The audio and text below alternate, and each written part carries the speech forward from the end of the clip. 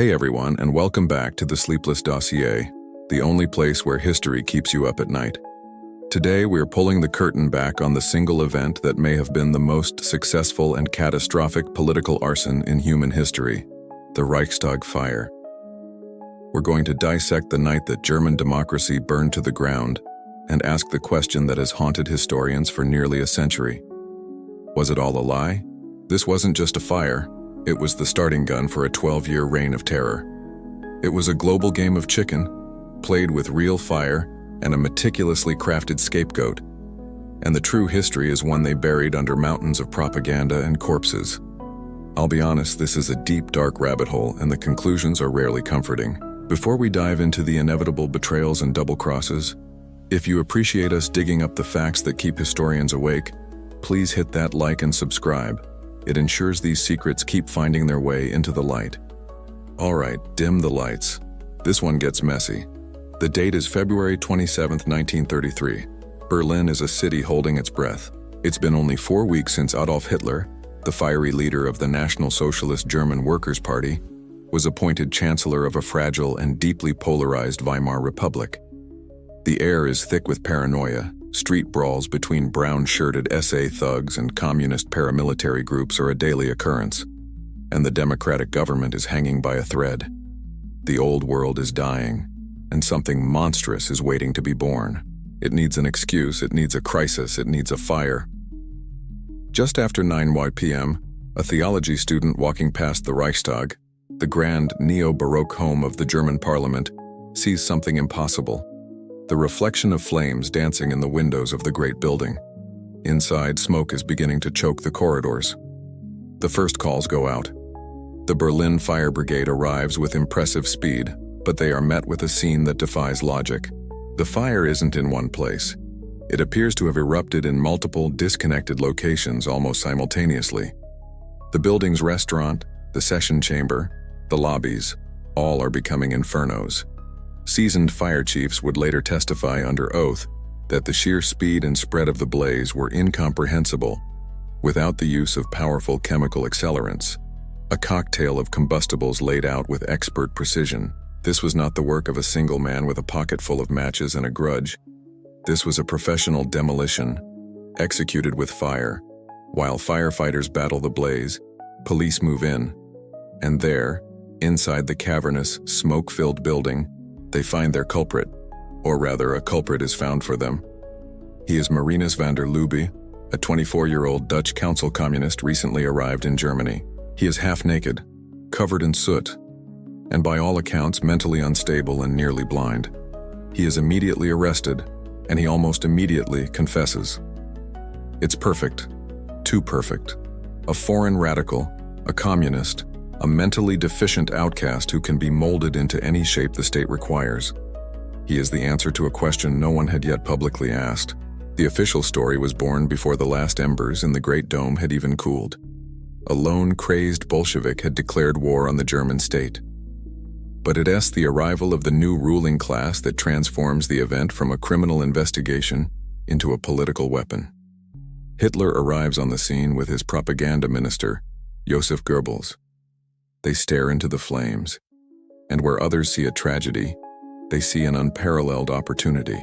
Hitler, in a fit of what was described as prophetic rage, declares it a God-given signal.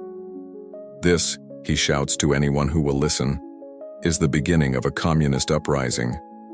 There can be no mercy. Then comes Hermann Göring, the newly installed Prussian interior minister, and therefore commander of the most powerful police force in Germany.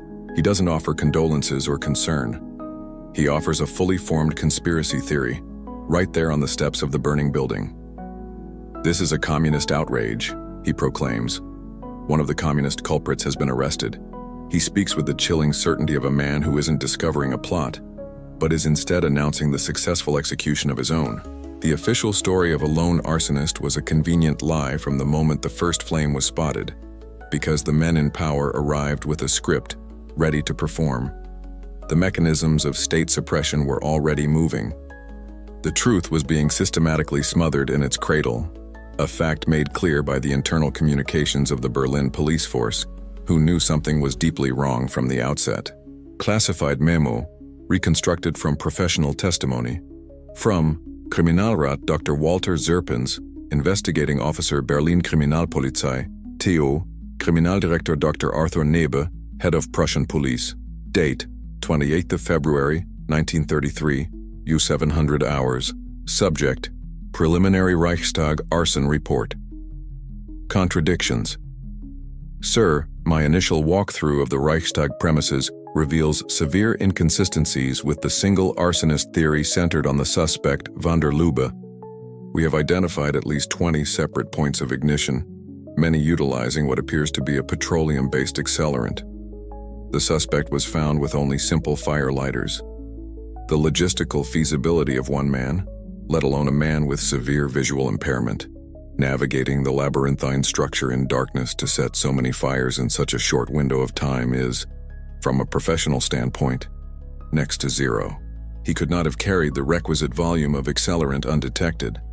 My men report signs of forced entry on several doors, but not all. There is evidence of a much more coordinated multi-person operation.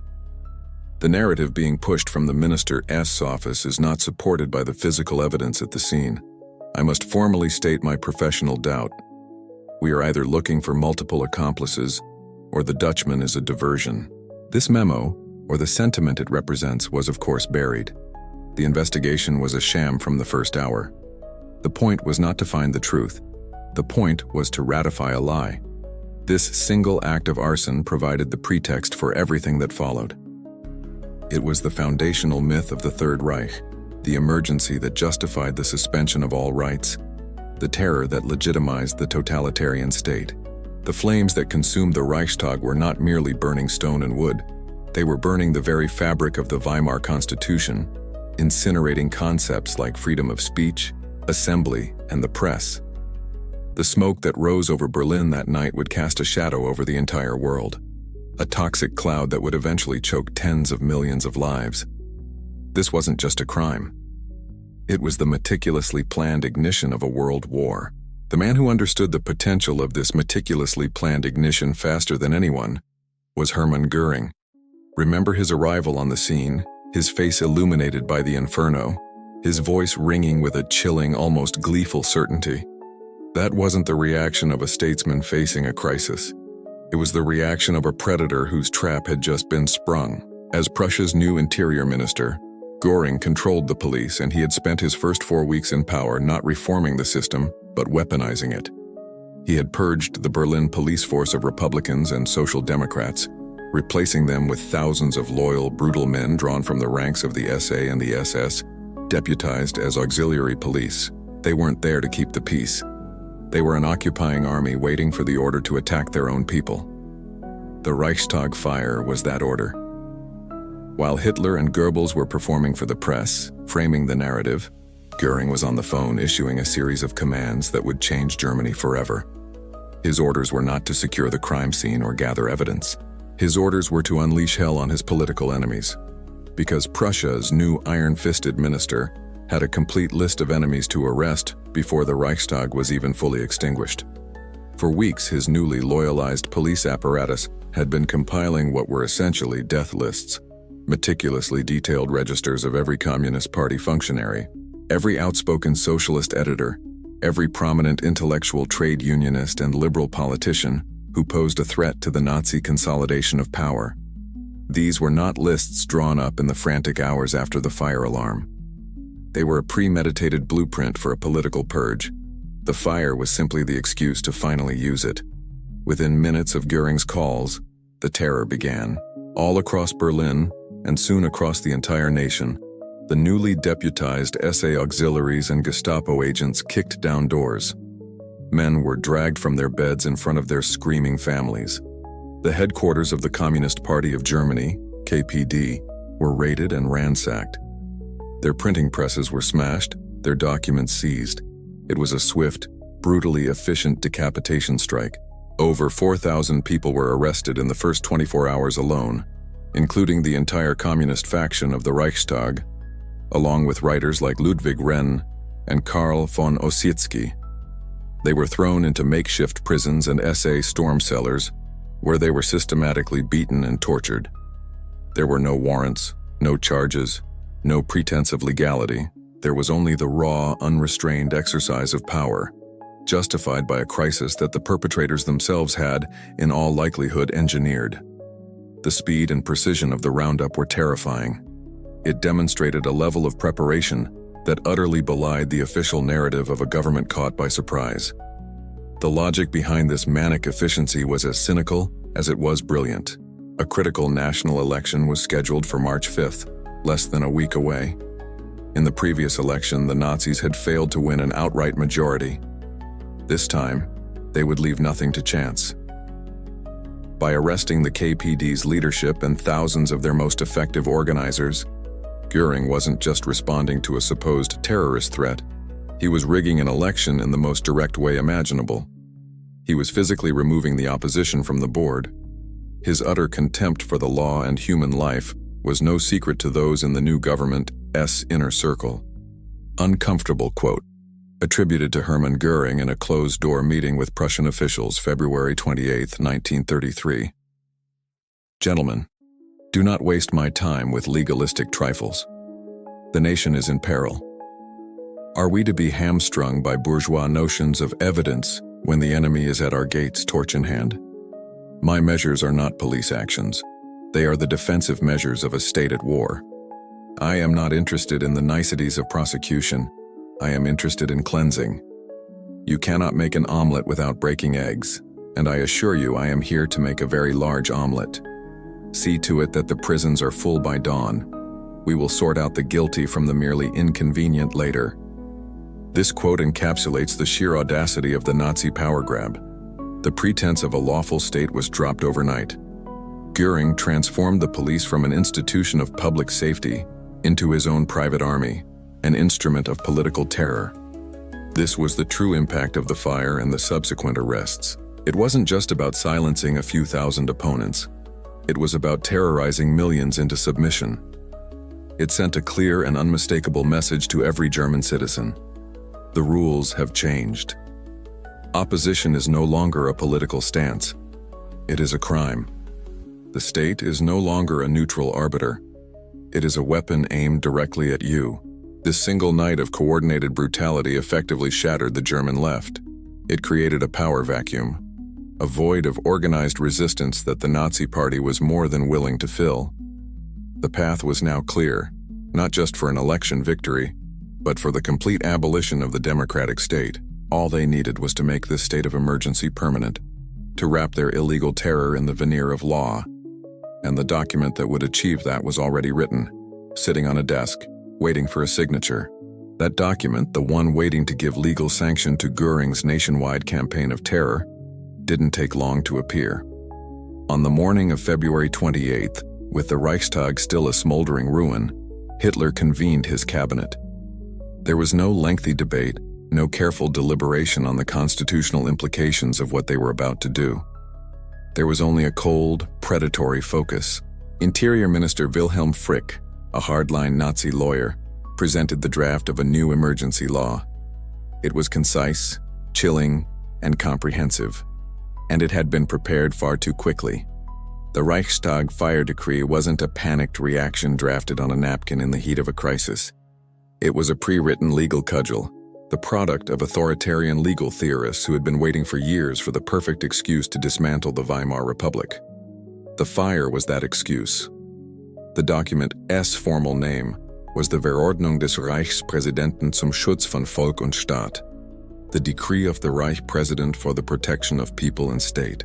Its text was a masterclass in totalitarian efficiency. In a few short paragraphs, it systematically obliterated the foundations of German civil liberty. It suspended, indefinitely, 7 key articles of the Weimar Constitution. Article 114, habeas corpus, the right to not be imprisoned without cause. Gone. Article 115, the sanctity of the home, protection from warrantless searches. Gone. Article 117, the secrecy of correspondence, telephone, and telegraph. Gone. Article 118, freedom of speech and expression. Gone.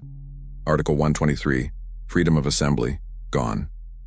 Article 124, freedom of association, the right to form societies and parties, gone.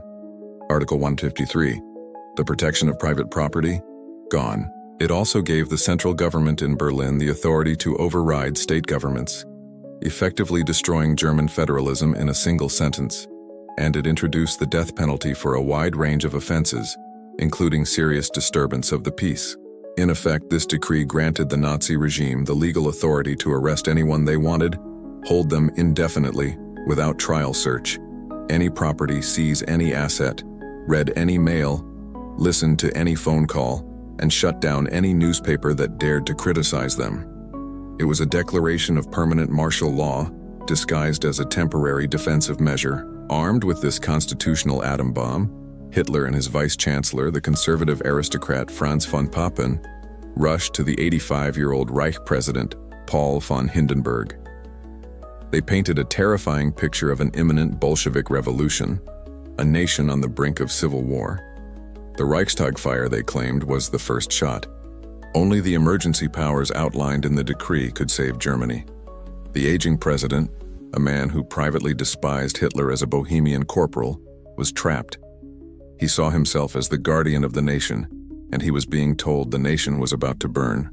He signed. With a flick of his pen, Hindenburg effectively signed the death warrant of the republic he had sworn an oath to protect. For the conservative elites like von Papen, who believed they could control Hitler, this was the moment of horrifying revelation. They weren't his partners, they were his tools. Uncomfortable quote, reconstructed from the private diary of a non-Nazi cabinet member, February 28th. A terrible day. The Chancellor presented the emergency decree this morning. It is a monster. It effectively suspends the entire Constitution. I raised an objection, suggesting it was an overreach, that a more measured response was required. Hitler merely smiled, that cold, unblinking smile, and spoke of root and branch solutions. Goering pounded the table, speaking of communist terror cells in every city. They have manufactured a panic and are now selling a cure that is far more deadly than the disease. Hindenburg signed it before lunch. He is an old man. He doesn't see the trap. We thought we had Hitler caged in the cabinet. Today I realized we are the ones in the cage with him, and the door is now locked. He did not seize power. We have just handed it to him on a silver platter. This decree was enacted under Article 48 of the Weimar Constitution, the infamous suicide clause that gave the president the power to rule by decree in times of national emergency. The clause was intended to be a shield for democracy, a tool to protect the state from extremists. In Hitler's hands, it became the sword used to kill it. This is the ultimate paradox of the Weimar Republic. Its own legal framework provided the very tools for its destruction. The Reichstag Fire decree was never repealed.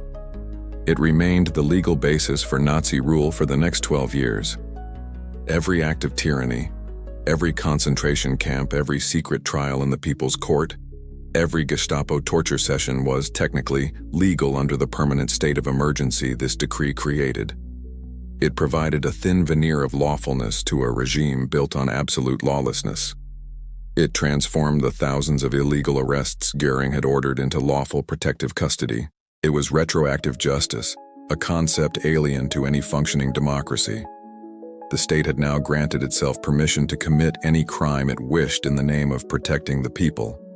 But to sell this new reality, they needed a villain. The conspiracy needed a face. And they had the perfect one, sitting in a Berlin jail cell, confused, alone, and ready to be molded into the archfiend the nation was told it must fear. The man in the center of this state-manufactured hurricane was Marinus van der Lubbe. To justify the Reichstag Fire decree, to legitimize the mass arrests and the abolition of liberty, the Nazi regime needed more than a fire. They needed a monster. And in this 24-year-old semi-blind unemployed Dutch bricklayer, they found the perfect clay from which to sculpt one. The official story required him to be a cunning, disciplined agent of the Communist International, the vanguard of a bloody revolution. The truth, as is so often the case, was far more pathetic and inconvenient. Marinus van der Lubbe was not the criminal mastermind the Nazis claimed, but a troubled pawn whose desperate solitary act of protest was skillfully twisted into a declaration of war. Who was he really? He was born into poverty in the Netherlands, his life a catalogue of hardship. A work accident involving quicklime had left him with severely damaged eyesight, making it difficult to find steady work. Politically, he was an idealist, but a chaotic one. He identified as a council communist, a libertarian-leaning faction that stood in stark opposition to the rigid, authoritarian, Stalin-controlled Communist Party of Germany, KPD. In fact, council communists viewed the KPD as a betrayer of the true revolution. The very idea that he would be the chosen triggerman for a KPD-led uprising is a political absurdity. It's like claiming a hardcore anarchist was the secret agent for a fascist police state. The ideologies were fundamentally incompatible. His journey to Berlin in February 1933 was a personal, almost spiritual quest. He saw the rising tide of Nazism in Germany and was disgusted by what he perceived as the passivity of the German working class. He believed a grand gesture was needed to wake them from their slumber, to spark a real rebellion. He decided on arson. He had tried, and failed, to set fire to a welfare office and the Berlin City Palace in the days before. The Reichstag was his third, and tragically successful target. His methods were crude. He used his own shirt and simple firelighters. He was, by his own admission and all available evidence, acting completely and utterly alone. When the police found him, he was not a hardened conspirator attempting to escape. He was exhausted, disoriented, and strangely proud of his personal act of defiance. He confessed immediately.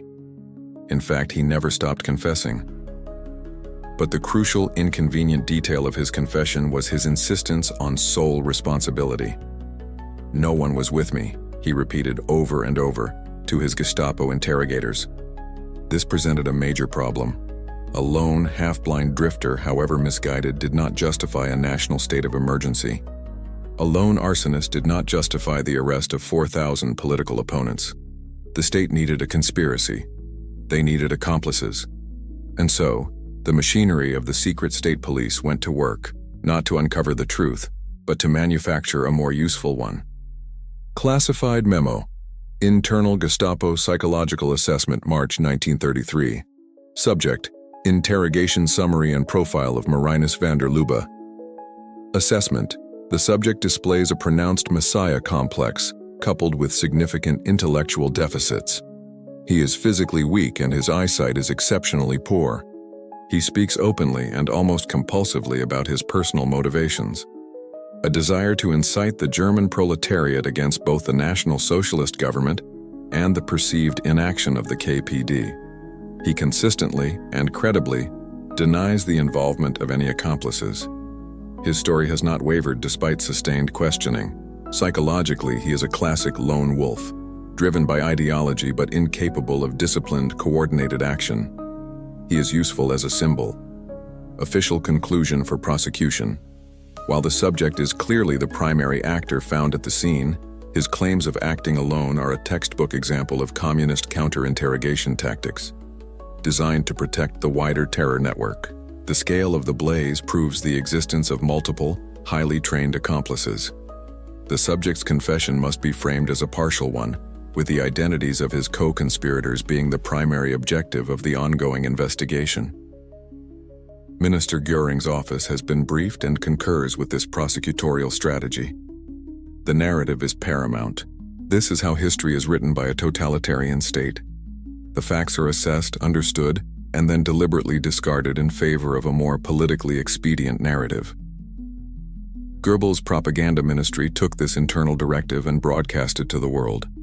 The newspapers, now under Nazi control, depicted van der Lubbe as a hulking, leering degenerate, an inhuman monster sent from Moscow. His Dutch nationality was emphasized to paint him as a foreign invader. His physical ailments were presented as proof of Bolshevik depravity. The real, complicated, and tragic human being was erased, replaced by a cartoon villain. This process was a trial run, a proof of concept for the regime's entire approach to its enemies. They would do it again and again, to Jews, to Roma, to anyone who did not fit their Aryan ideal. They would strip them of their humanity, turn them into symbols of an existential threat, and in doing so, justify their own monstrous actions. Marinus van der Lubbe was simply the first. He was the test case. And since he stubbornly refused to provide the names of his non-existent co-conspirators, the state decided it would have to find some for him. The state's search for accomplices for Marinus van der Lubbe was never a genuine criminal investigation.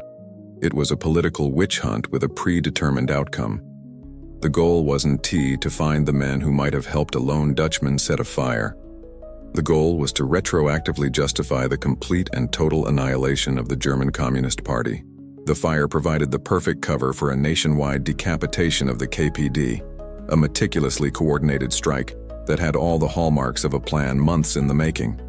What Göring's thugs had started in Berlin on the night of February 27th now went national. This was Operation Red Scare, and its objective was the eradication of a political species from the German landscape. Armed with the sweeping dictatorial powers of the Reichstag Fire decree, the Gestapo and SA auxiliaries became a law unto themselves. Across Prussia, Bavaria, Saxony, and every other German state, the same scenes played out with terrifying uniformity. The homes of KPD officials were raided in the dead of night. Regional party offices were stormed, their membership lists seized, providing yet more targets for the ever-expanding purge. The party's financial assets were frozen and confiscated. Its newspapers and printing presses, most notably the national paper Die Rote Fahne, the Red Flag, were shut down, their journalists arrested, silencing the only major media voice that could effectively counter the Nazi narrative. It was a political Gleichschaltung, a forced coordination, executed at lightning speed. Within a matter of days, the KPD, a party that had won 6 million votes and held 100 seats in the Reichstag just a few months earlier, ceased to exist as a functional organization. Its leadership was in prison, in hiding, or fleeing the country. Its structure was shattered. To justify this unprecedented political purge, the police, under Göring's direction, miraculously began discovering evidence of the vast communist plot. They claimed to have found troves of documents detailing plans for a nationwide campaign of terror and sabotage, a blueprint for a Bolshevik-style seizure of power.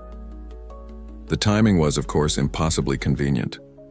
This evidence was never subjected to independent scrutiny and was almost certainly a combination of exaggeration, misinterpretation, and outright fabrication, planted to give the purge the thinnest veneer of legitimacy.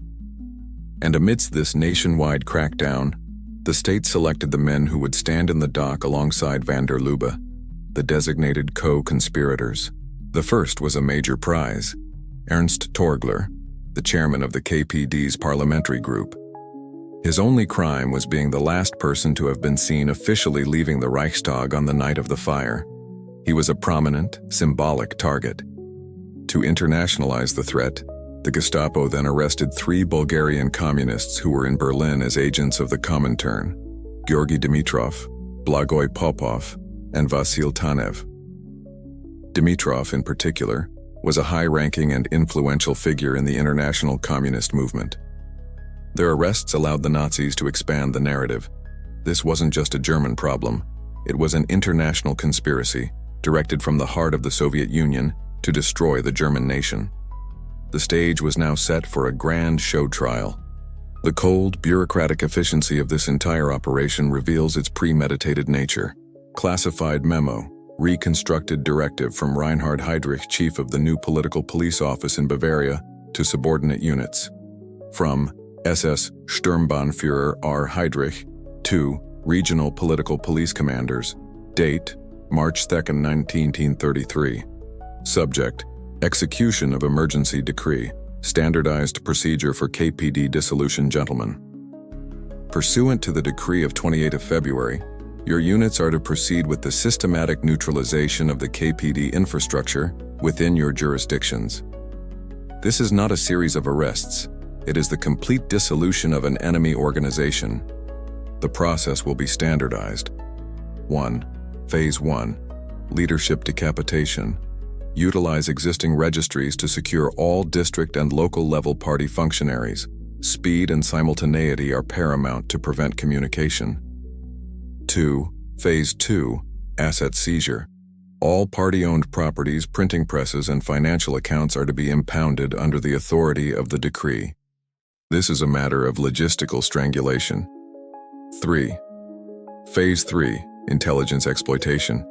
Seized membership lists are to be cross-referenced immediately for the identification and detention of lower-level activists and sympathizers.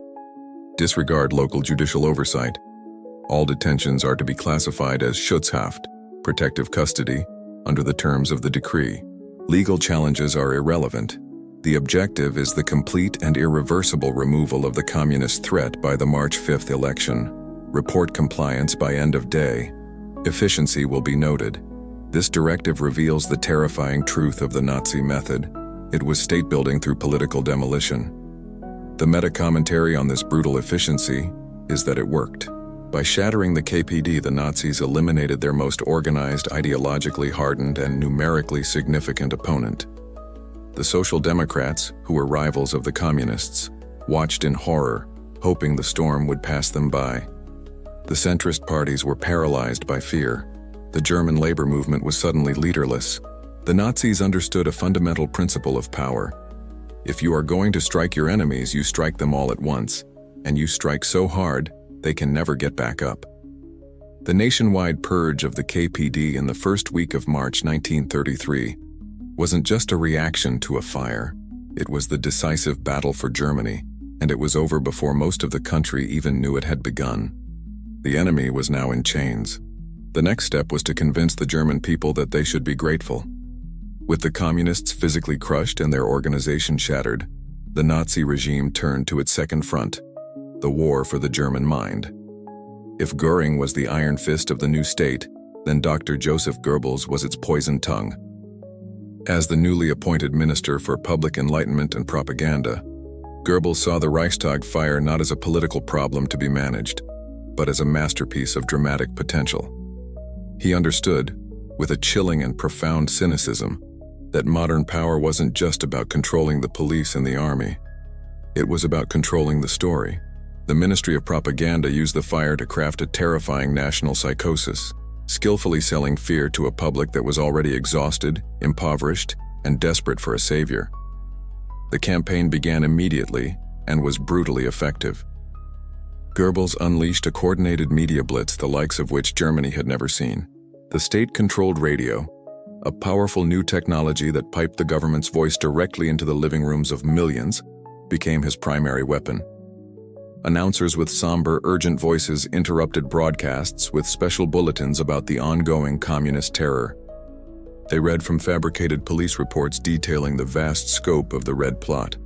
The story they told was an apocalyptic fantasy. The Reichstag Fire, they claimed, was just the beginning. There were communist shock troops hiding in every city, waiting for the signal to begin a nationwide orgy of looting, murder, and civil war. They claimed to have seized documents that contained hit lists targeting conservative politicians, police chiefs, and their families. They ran stories about communist plans to poison the water supplies of major cities and to set fire to crucial infrastructure. It was a symphony of lies conducted by a master. The newspapers, now either owned by the Nazi Party or intimidated into compliance, ran banner headlines day after day. Reds declare war on Germany, country on brink of Bolshevik chaos. They printed the monstrous caricature of Marinus van der Lubbe, portraying him as the face of this subhuman enemy. This was paired with images of heroic SA men, the guardians of order, bravely rounding up the traitors. The March 5th election was framed not as a political choice, but as a simple, stark referendum on survival.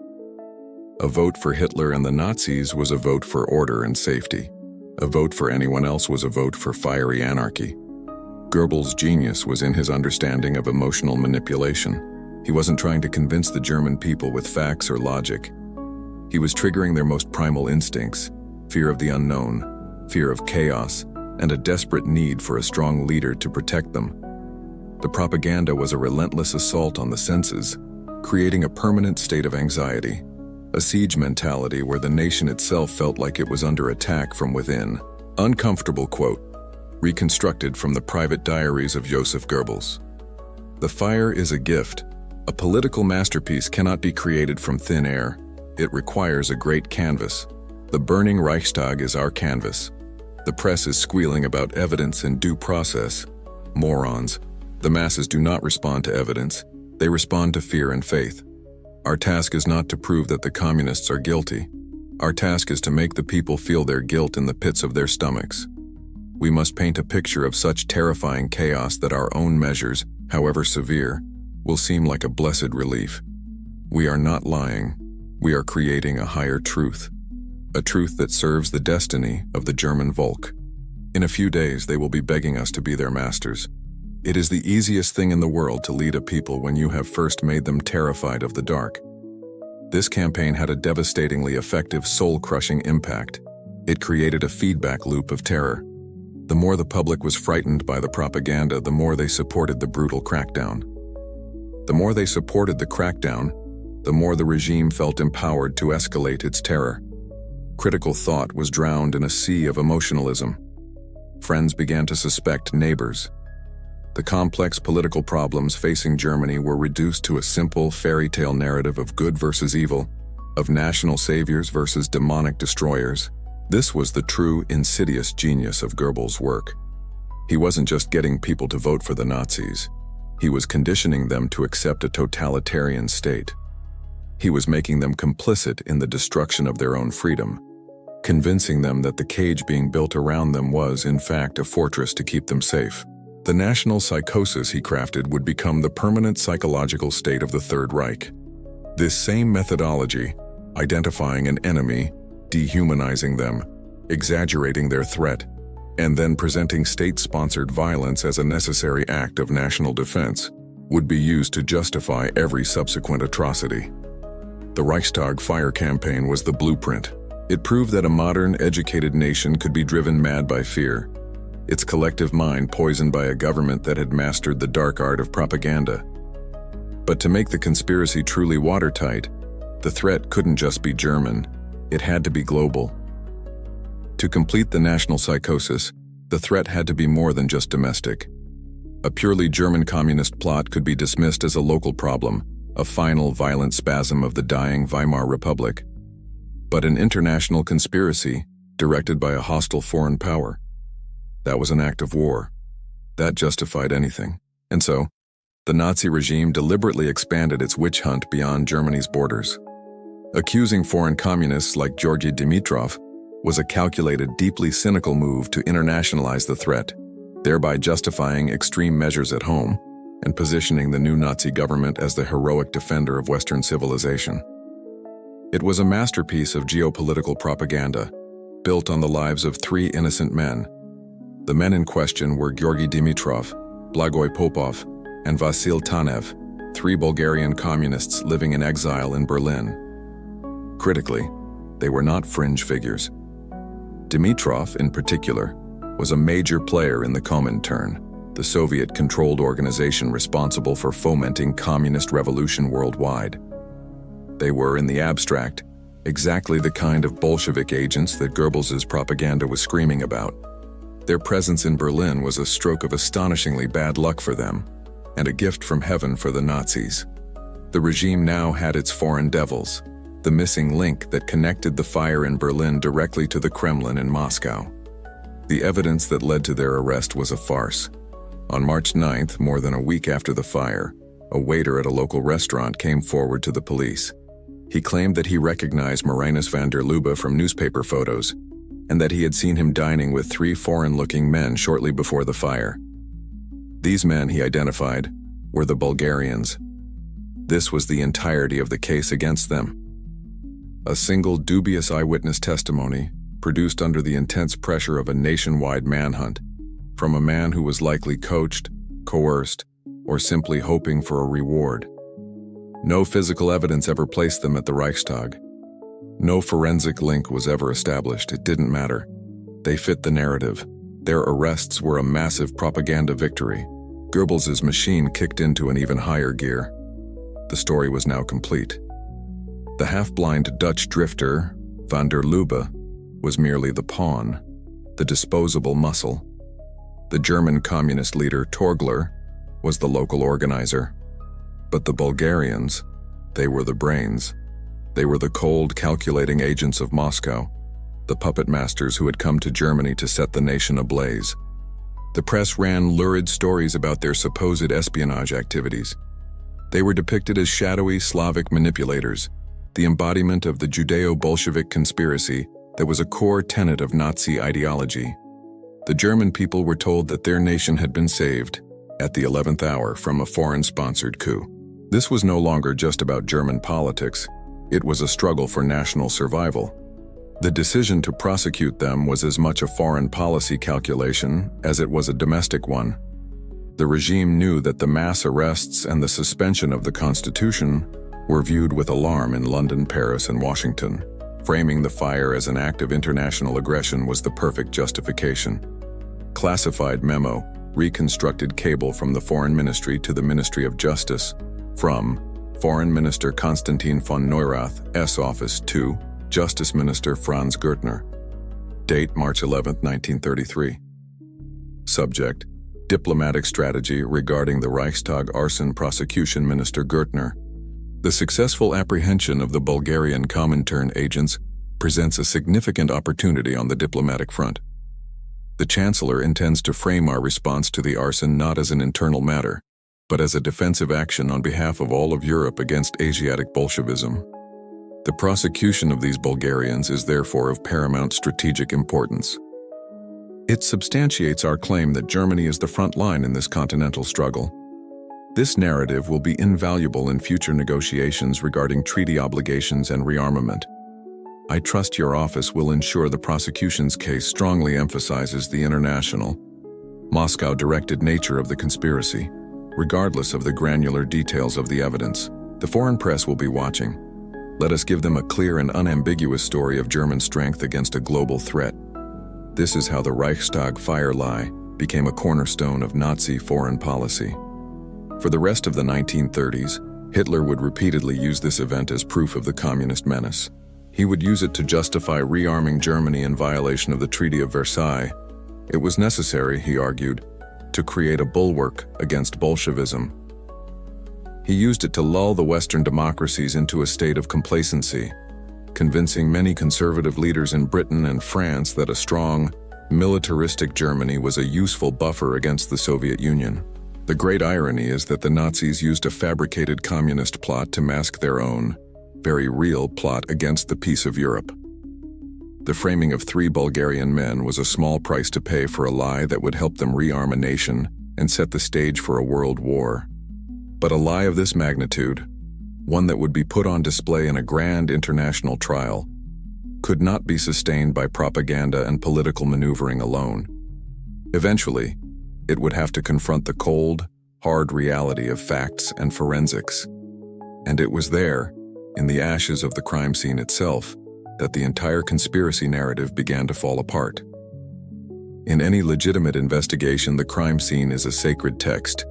The evidence left behind in the smoke and ashes tells a story that cannot be easily manipulated. But the investigation into the Reichstag fire was never legitimate. It was a political performance, a carefully staged search for evidence that would confirm the conclusion the Nazi leadership had reached before the flames were even out. The crime scene investigation was a masterclass in confirmation bias, a systematic process of ignoring, suppressing, and destroying any piece of physical evidence that contradicted the preordained Nazi narrative. The story told by the ashes was a dangerous one for the new regime, so they simply decided to rewrite it. The first and most glaring problem for the lone arsonist theory was the fire itself. It was simply too big, too hot, and too fast. Walter Gemp, the chief of the Berlin Fire Brigade, was a seasoned professional. He stated unequivocally that the explosive, almost instantaneous spread of the blaze through the massive debating chamber was impossible without a huge quantity of powerful chemical accelerants being laid down beforehand. He spoke of an inferno that behaved like a blast furnace, reaching temperatures that suggested something far more potent than burning wood and upholstery. Marinus van der Lubbe was found with a few simple firelighters and scraps of his own clothing. The official narrative asks us to believe that this one, half-blind man, armed with the equivalent of a box of matches, single-handedly created a chemical-grade inferno that baffled hundreds of professional firefighters. Then there were the multiple distinct points of ignition. Remember the initial reports from that night? Fires erupting almost simultaneously in the restaurant, the lobbies, and corridors before converging on the main chamber. The official investigation, led by the Gestapo, tried to create an impossibly athletic timeline where van der Lubbe, in the dark, in an unfamiliar and labyrinthine building, ran from location to location, setting these blazes in the span of about 15 minutes. It's a logistical fantasy. More credible reports, later suppressed, identified over 20 separate incendiary packages or points of origin. This pointed not to a frantic amateur but to a coordinated team working with a clear plan. The evidence for these accelerants and incendiary devices was everywhere, at least in the first few hours. Firefighters reported the distinct smell of gasoline and other chemicals.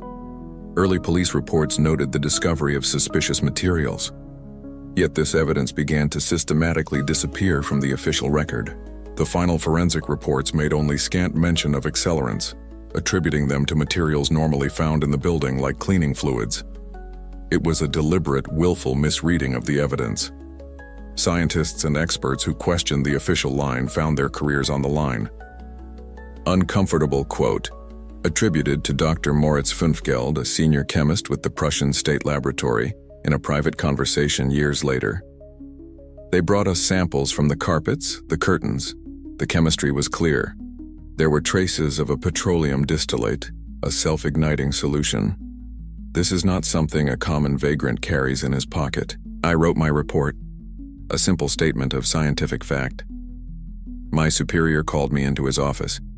He had a police official with him, a man from the new secret state police. They did not argue with my findings. They simply told me the report was unhelpful and that a new one would be prepared for my signature. The official conclusion would be that the materials were inconclusive. I am not a brave man. I signed. In that moment, I understood that science in the new Germany was no longer about finding truth, but about confirming power. This perversion of the scientific method was the core of the investigation. It became an exercise in narrative enforcement. Witnesses whose testimony contradicted the official story were intimidated or had their statements altered. The chief of the fire brigade, Walter Gemp, who continued to insist the fire was the work of a team using accelerants, was arrested by the Gestapo in 1937 on trumped-up charges of corruption. He was murdered in prison in 1939, permanently silenced.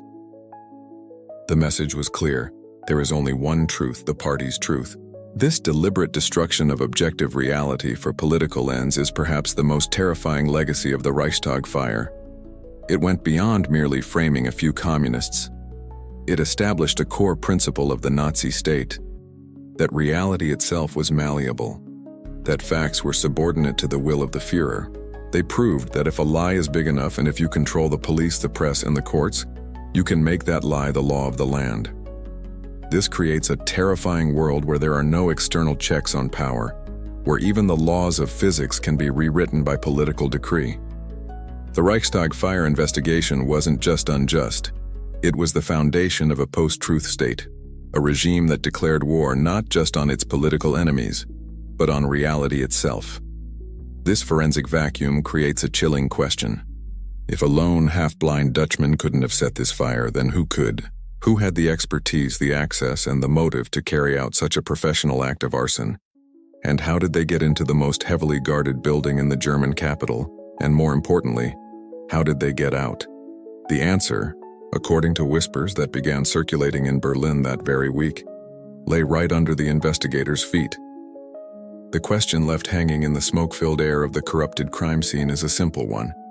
If Marinus van der Lubbe was merely the patsy, who were the real arsonists? And how did a professional team, carrying gallons of flammable chemicals, manage to get into the German parliament building, set a catastrophic fire, and slip away without a single witness, without leaving a single trace? The official investigation provided no answers because it was forbidden from asking the right questions. But in the beer halls and back alleys of Berlin, a whisper started to spread, a rumor so potent and so logical that it has persisted for nearly a century. It spoke of a secret passage, a hidden artery running beneath the ground, connecting the crime scene directly to the home of the man who benefited most from the crime. Whispers of a secret tunnel connecting Göring's residence to the Reichstag point to a far more sinister and direct origin for the fire than one man with matches. The geography is crucial. The official residence of the Reichstag president was a lavish palace located directly across a broad plaza from the Reichstag building itself. And as of January 30th, 1933, the new resident of that palace was none other than Hermann Göring. The two massive state buildings, like many in a modern capital, were linked by a network of underground service conduits. This wasn't a mythical secret passage from a spy novel.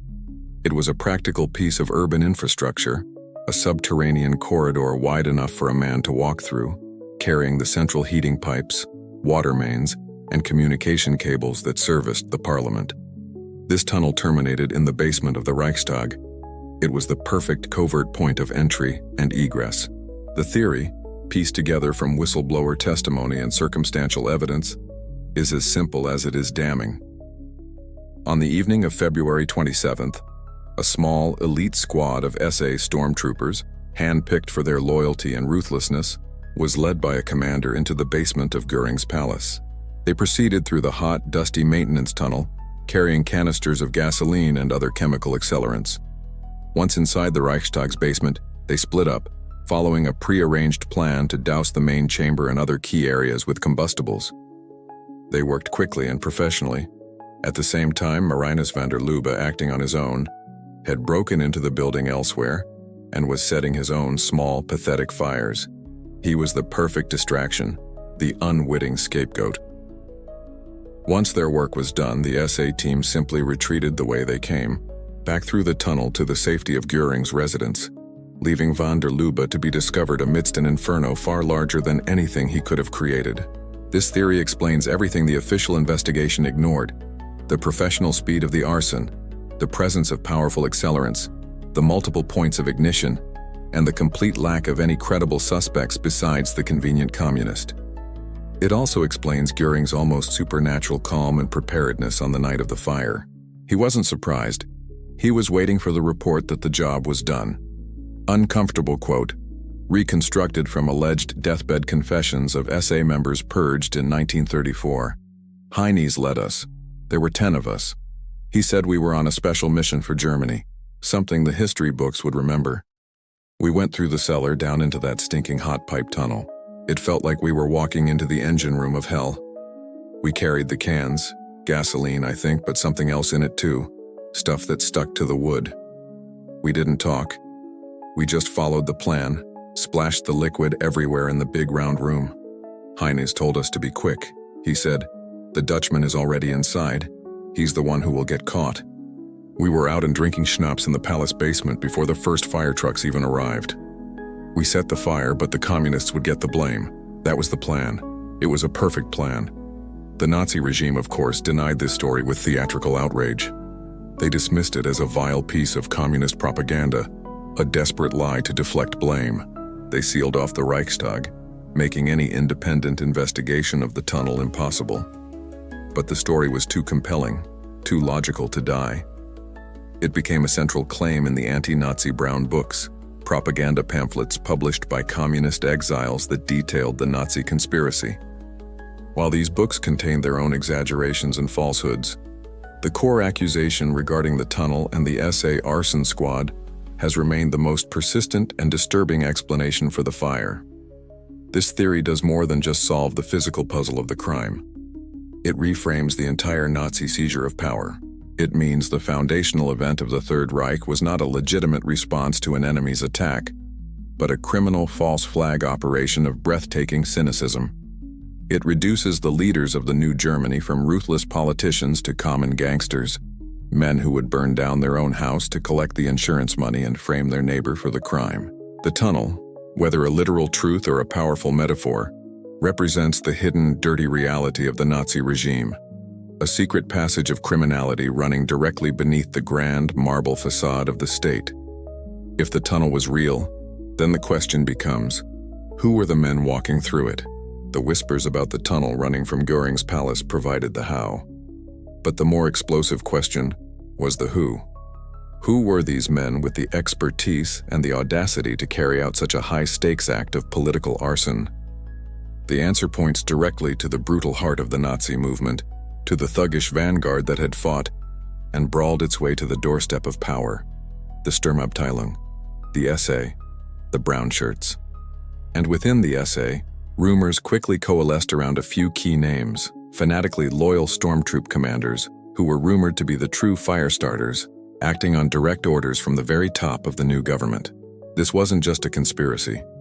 It was an inside job, executed by Göring's personal brown-shirted arsonists. At the center of this accusation stands one man, Karl Ernst. In early 1933, Ernst was the SA Gruppenführer for Berlin-Brandenburg. He was young, handsome, utterly ruthless, and fanatically devoted to the Nazi cause. He was, for all intents and purposes, the king of the Berlin streets, commanding a private army of thousands of stormtroopers who terrorized political opponents with impunity. Crucially, he was a protégé of Hermann Göring. While the SA as a whole was under the command of Ernst Röhm, the Berlin SA had a special relationship with Göring, who had just deputized many of them as his auxiliary police force. They were his personal enforcement arm. The rumored plot is chilling in its simplicity. Göring, needing a spectacular pretext for his anti-communist crusade, summons the ambitious young Ernst to his palace.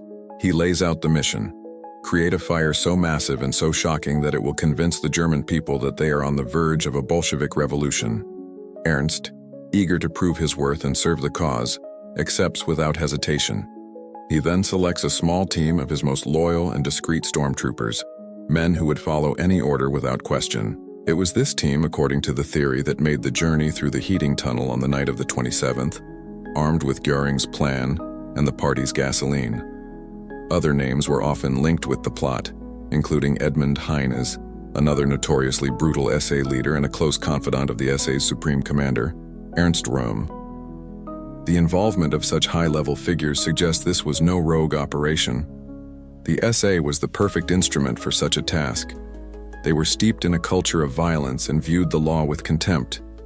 They saw themselves as the true soldiers of the National Socialist Revolution, and they believed that any action, no matter how criminal, was justified if it advanced their cause. For them, burning down the Reichstag and framing the communists wouldn't have been a crime. It would have been a heroic act of preemptive self-defense, a necessary strike against the enemies of Germany. Yet this special mission was likely kept secret, even within the highest echelons of the SA itself, a source of friction for its ambitious leader. Uncomfortable quote, attributed to SA Chief of Staff Ernst Röhm in a private conversation late 1933. Göring plays the Grand Commander, but he has no troops of his own. When there is dirty work to be done, when a fire needs starting or a skull needs cracking, who does he call? My boys, the Führer allows it. They use my SA for these special operations. And then they want to lecture me on discipline. Let them remember that this movement was built in the streets by men with fists, not in palaces by aristocrats with soft hands. They should be careful. The men who know how to start fires also know how to keep them burning. This sentiment captures the arrogance and internal tensions that were already plaguing the Nazi leadership. The SA felt they were the true owners of the revolution, and they were being used as disposable tools by men like Hitler and Göring. And in this, they were tragically correct. The ultimate meta-commentary on the SA's alleged role in the Reichstag fire is one of profound and bloody irony. These men, Karl Ernst and his comrades, believed they were securing their place of honor in the new Third Reich. They had delivered the pretext that allowed for the consolidation of absolute power. Yet, they had also signed their own death warrants. Just over a year later, on June 30, 1934, Hitler would unleash the Night of the Long Knives, a brutal purge of the SA leadership. Ernst Röhm and Edmund Heines were arrested and summarily executed. Karl Ernst, who was on his honeymoon, was apprehended and shot without trial. The official reason was that they were plotting a second revolution against Hitler. But the whispered truth in the halls of power was that the purge was also a house cleaning.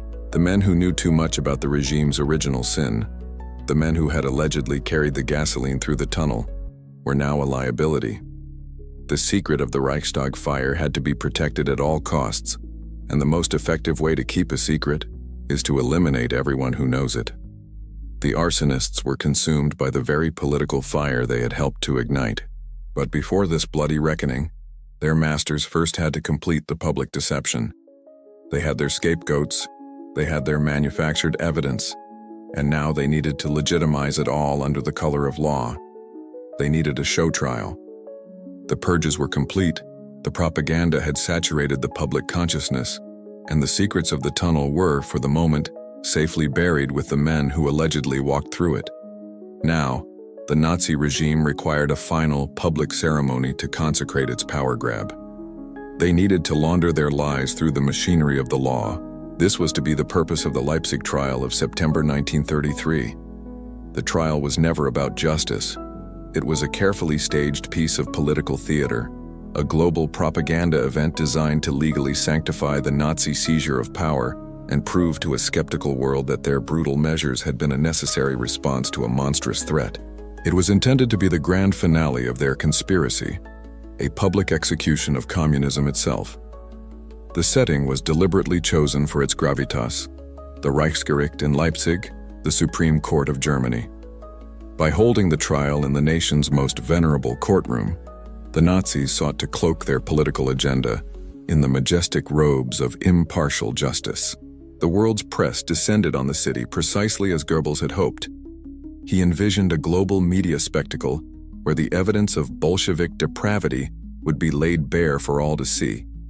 The trial would be the ultimate vindication of the Nazi narrative, cementing their image as the saviors of a nation on the brink. In the dock sat the 5 accused, a carefully assembled cast of characters for this legal drama.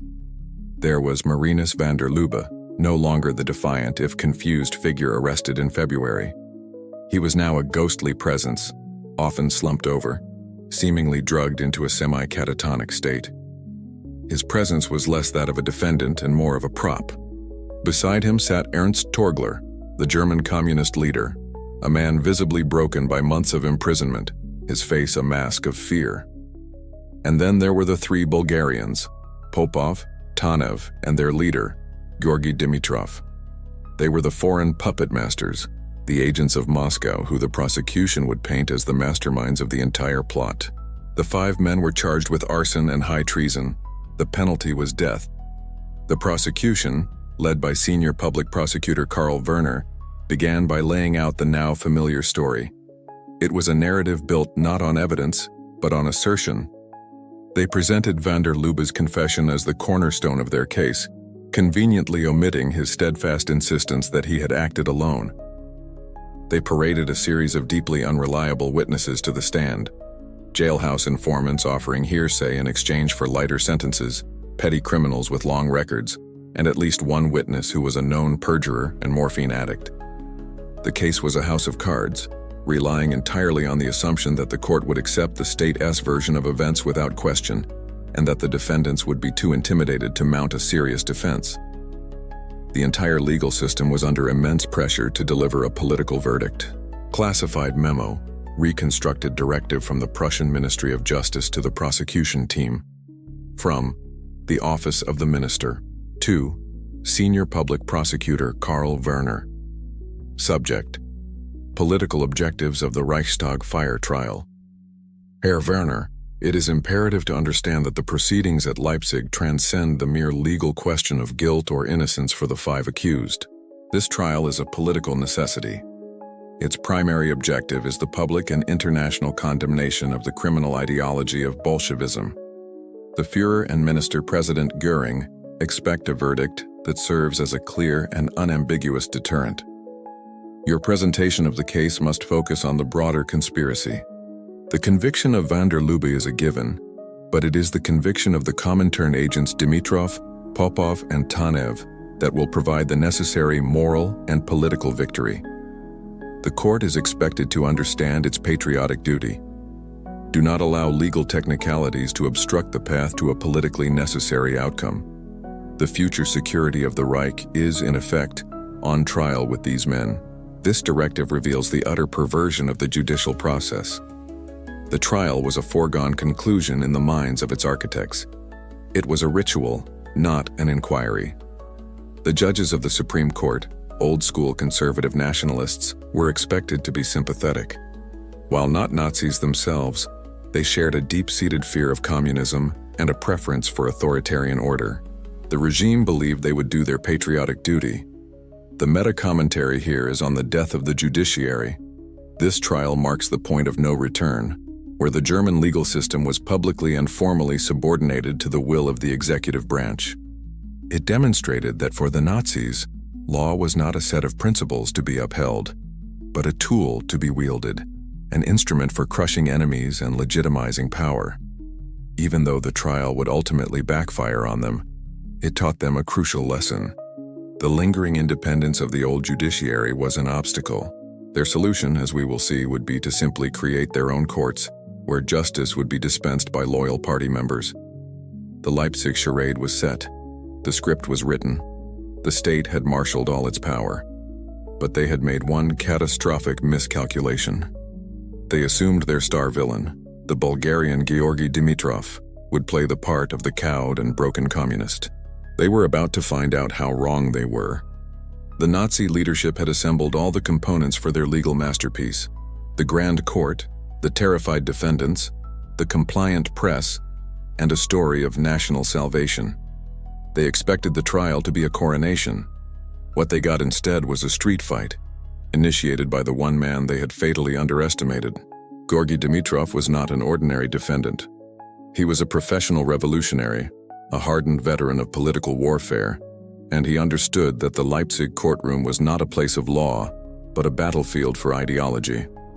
The Nazis fatally underestimated him, and with brilliant, calculated defiance, Dimitrov proceeded to turn their meticulously staged show trial into a global embarrassment. From the moment the trial began, it was clear Dimitrov was different. While von der Lubbe sat in a stupor and Torgler trembled, Dimitrov radiated an electrifying, contemptuous intelligence. He had spent his 5 months in solitary confinement, often chained, not wallowing in despair, but preparing for war. He had painstakingly taught himself German. He had devoured every book on German law he could get his hands on. In a stunning move, he dismissed his court-appointed lawyer and declared he would conduct his own defense. The court, bound by its own legal precedents, had no choice but to agree. The Nazis had just handed a loaded gun to the man they intended to execute. Dimitrov's strategy was a masterclass in asymmetrical warfare. He used the court's own rules, its own rigid formality, against it. He would rise, bow respectfully to the judges, and then proceed to intellectually vivisect the prosecution's witnesses with the calm precision of a surgeon. He caught them in lies, exposed their contradictory timelines, and highlighted their criminal backgrounds. He forced one key prosecution witness to admit on the stand that he had been coached by the Gestapo, a moment that sent a ripple of shock through the international press gallery. He wasn't just defending himself, he was prosecuting the prosecution. But his true genius was in his political counterattack. He understood that his real audience wasn't the 5 German judges in front of him, but the world. He used every opportunity not just to proclaim his innocence, but to espouse his communist ideals, and most audaciously, to accuse the Nazi leadership itself of the crime. In a series of fiery speeches that the court was powerless to stop, he laid out the classic legal question: cui bono? Who benefits? It was not the communists, he thundered, who had seen their party outlawed, their leaders arrested, and their movement smashed. It was the National Socialists who had used the fire to seize dictatorial power, who had benefited. He was articulating the very heart of the counter-conspiracy, not from a clandestine radio station in Moscow, but from the dock of the German Supreme Court, with the world's media taking verbatim notes. Uncomfortable quote from the courtroom statements of Georgy Dimitrov, Leipzig trial 1933. I am defending myself, an accused communist. I am defending my political honor, my honor as a revolutionary. I am defending my communist ideology, my ideals. I am defending the meaning and content of my whole life. For this reason, every sentence which I say in this court is a part of my defense. You say you are here in the name of the German people, but I tell you that the true arsonists are not in this dock. The men who set the Reichstag on fire are the same men who are setting the whole of Europe on a path to war. A day will come when the German people will judge you for this trial, and they will judge you for the fire that you yourselves started. This is not a court of law, it is a stage for a political provocation, and I will not be a silent actor in your play. This was unheard of. A lone man, a foreigner without legal training, was systematically dismantling the state's case and simultaneously putting the state itself on trial. He ran circles around the senior public prosecutor, Karl Werner, who was shown to be hopelessly out of his depth.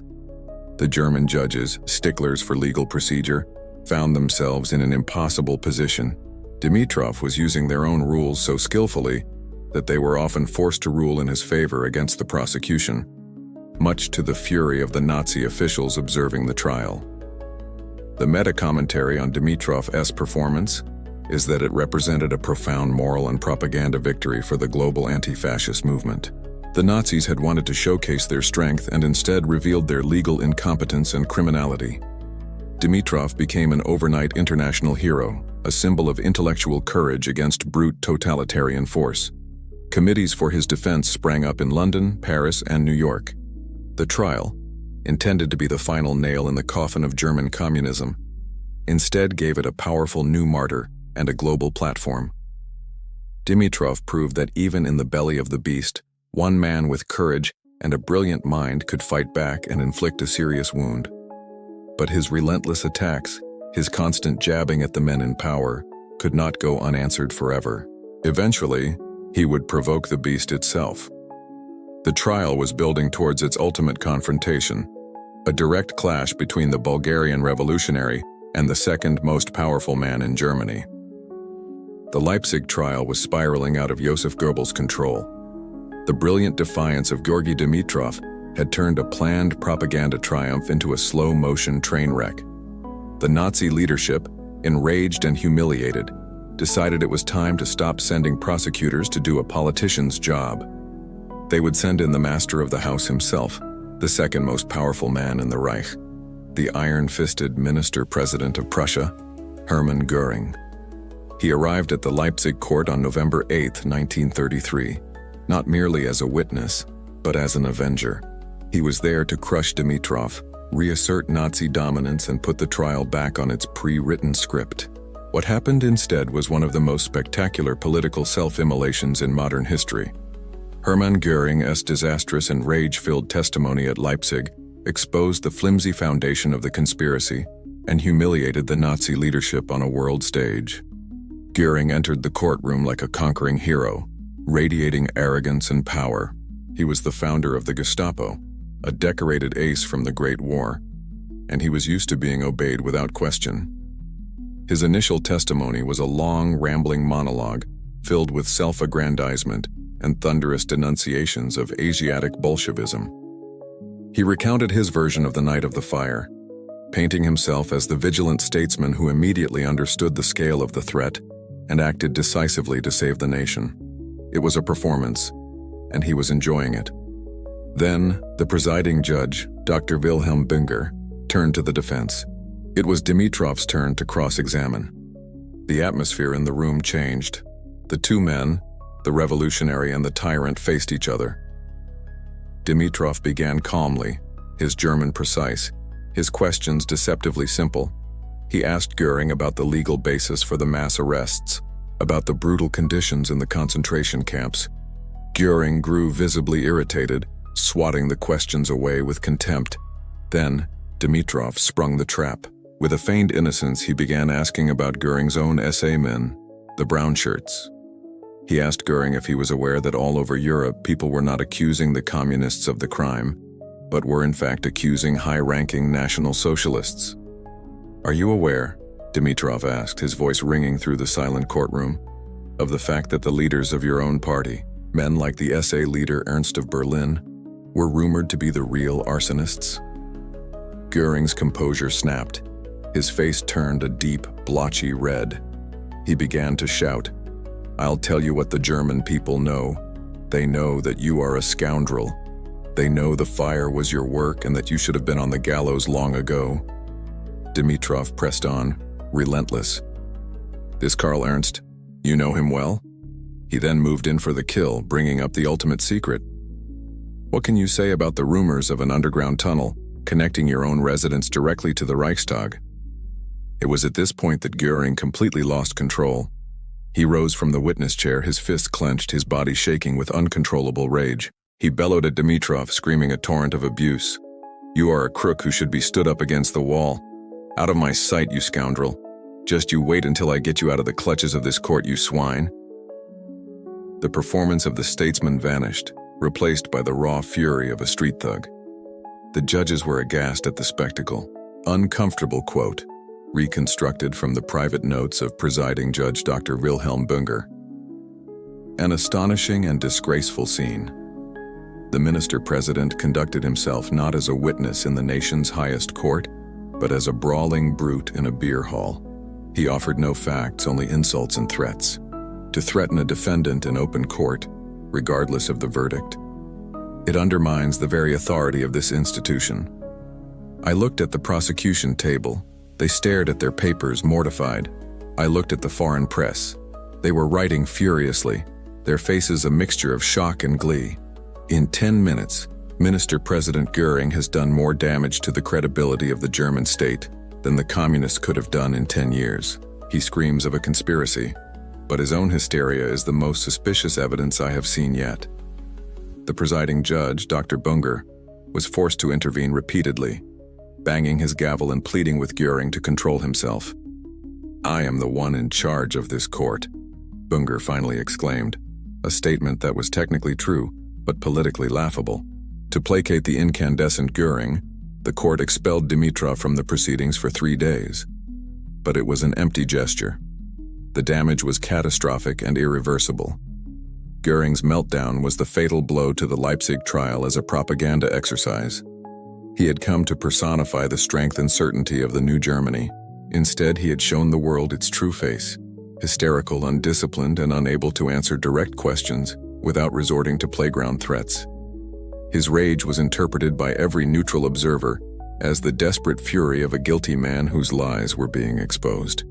He hadn't crushed Dimitrov. He had been intellectually and morally defeated by him. The carefully constructed narrative of a communist plot now seemed utterly ridiculous, exposed as nothing more than the angry projection of the bullies in power.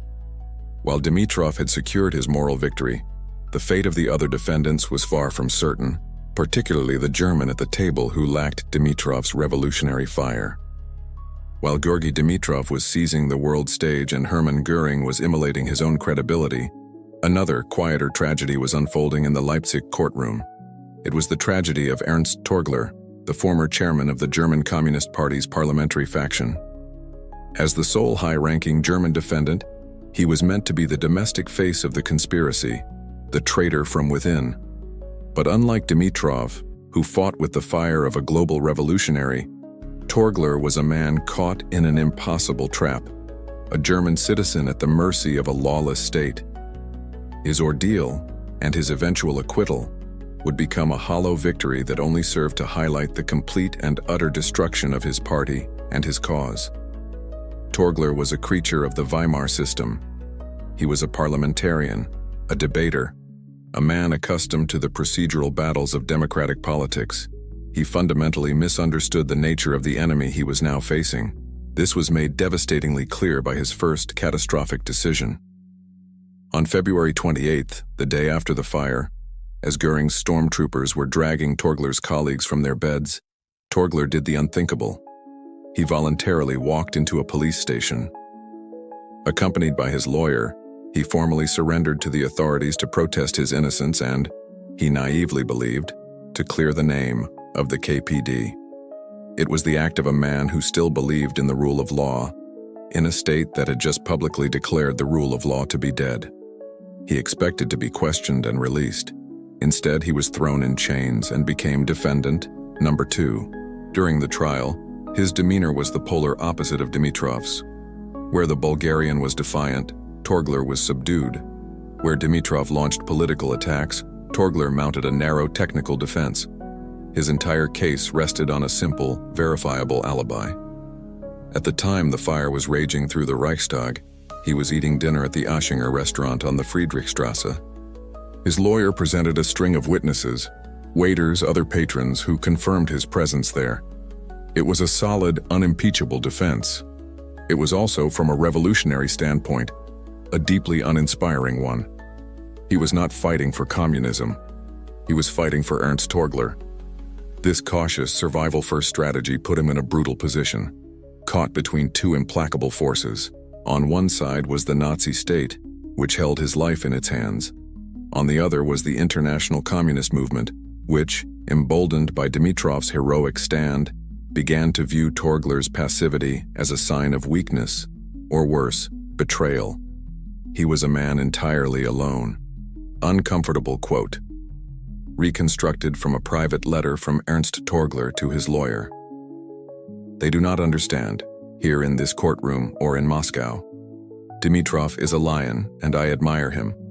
But a lion from another country can roar at the zookeeper. The zookeeper may be angered, but he cannot easily reach the lion's home. My home is here. My wife and children are here. Dimitrov fights for the world revolution. I must fight to see my family again. He can afford to be a martyr. My martyrdom would accomplish nothing but to make my children orphans. They call my defense bourgeois and legalistic. What other defense is there? I am not a revolutionary on a stage. I am a German in a German cage.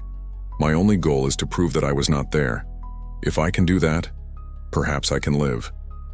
Is survival now a betrayal? This quote captures the agonizing heart of Torgler's dilemma. He was being judged by two separate courts, the German Supreme Court, which would decide if he lived or died, and the Court of Revolutionary Opinion, which would decide his political legacy. By focusing on his personal alibi to save his life, he was sacrificing his political honor in the eyes of his comrades.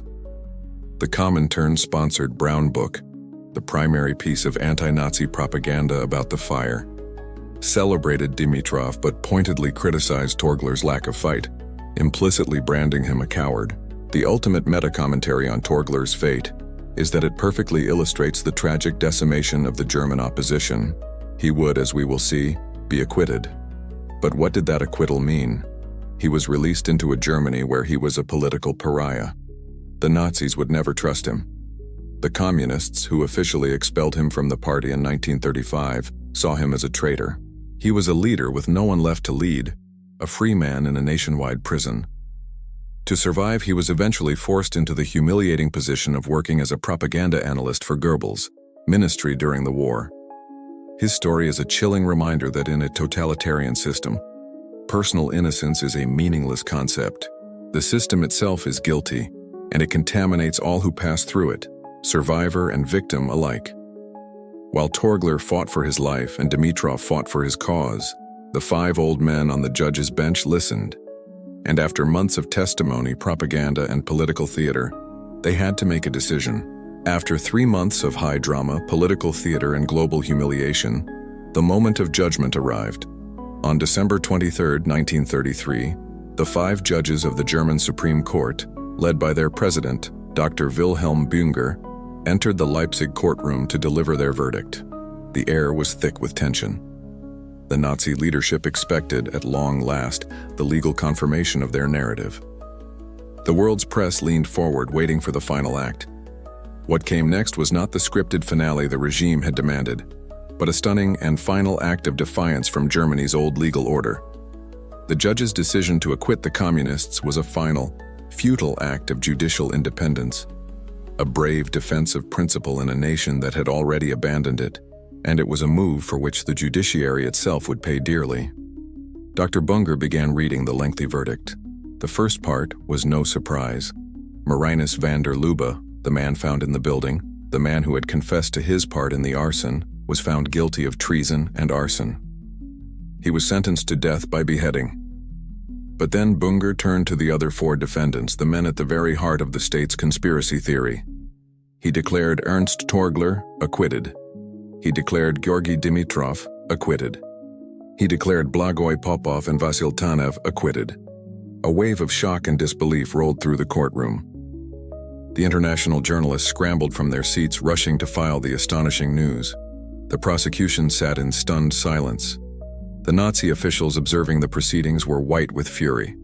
The court, Germany's highest and most prestigious legal body, had publicly and unequivocally rejected the state's entire case. In their dry, meticulously worded written opinion, the judges performed a legal autopsy on the prosecution's evidence and found it to be a corpse.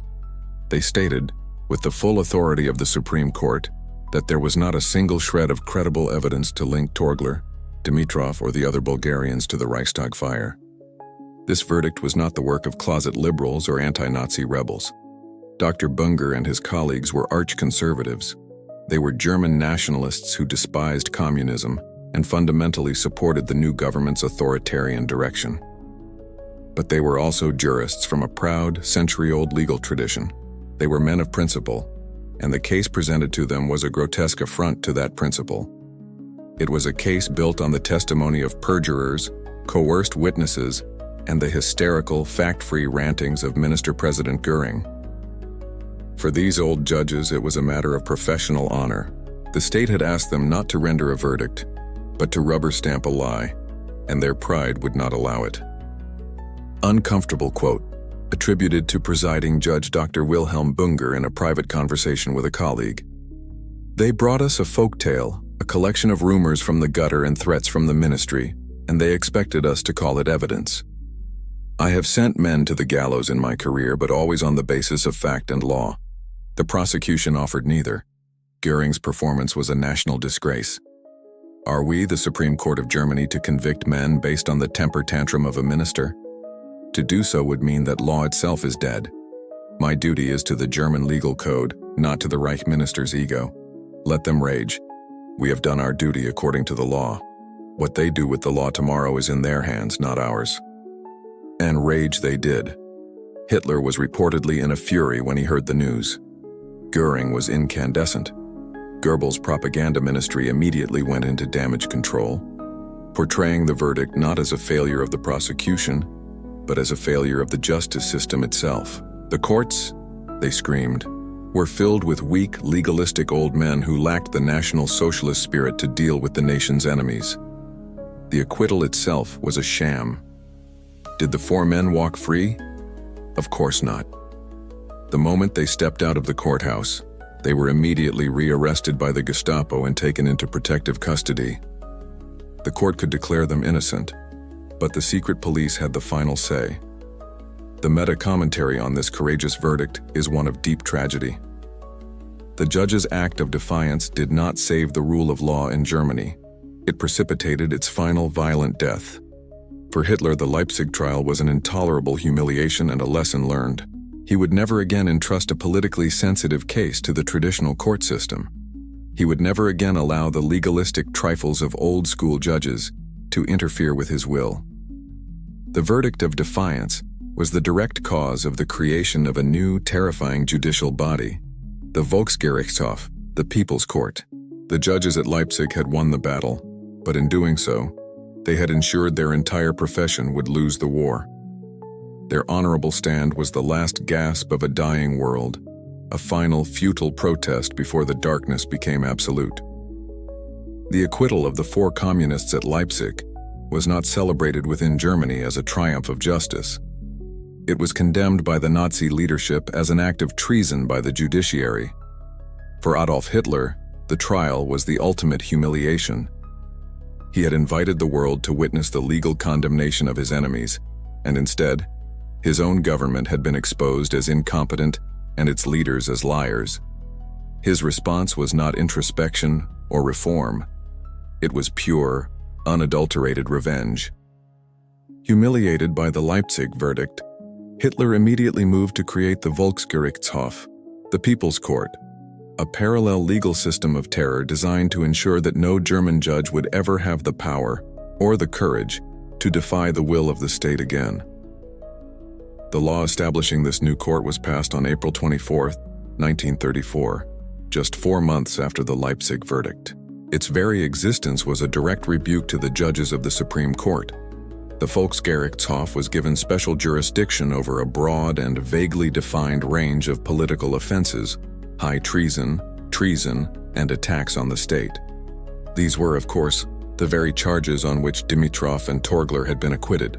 Hitler had effectively stripped the traditional courts of their power over politically sensitive cases and handed it to a new body that he controlled completely.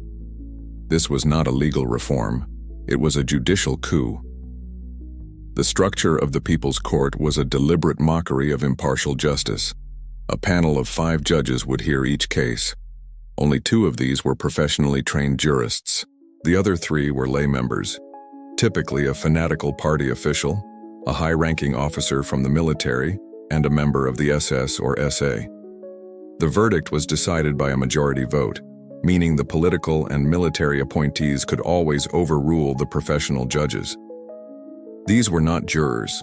They were ideological enforcers handpicked by Hitler for their absolute loyalty and their political zeal. The court's proceedings were a grotesque parody of a trial. The presumption of innocence was non-existent. Defense lawyers were often state appointees who did little more than stand silently.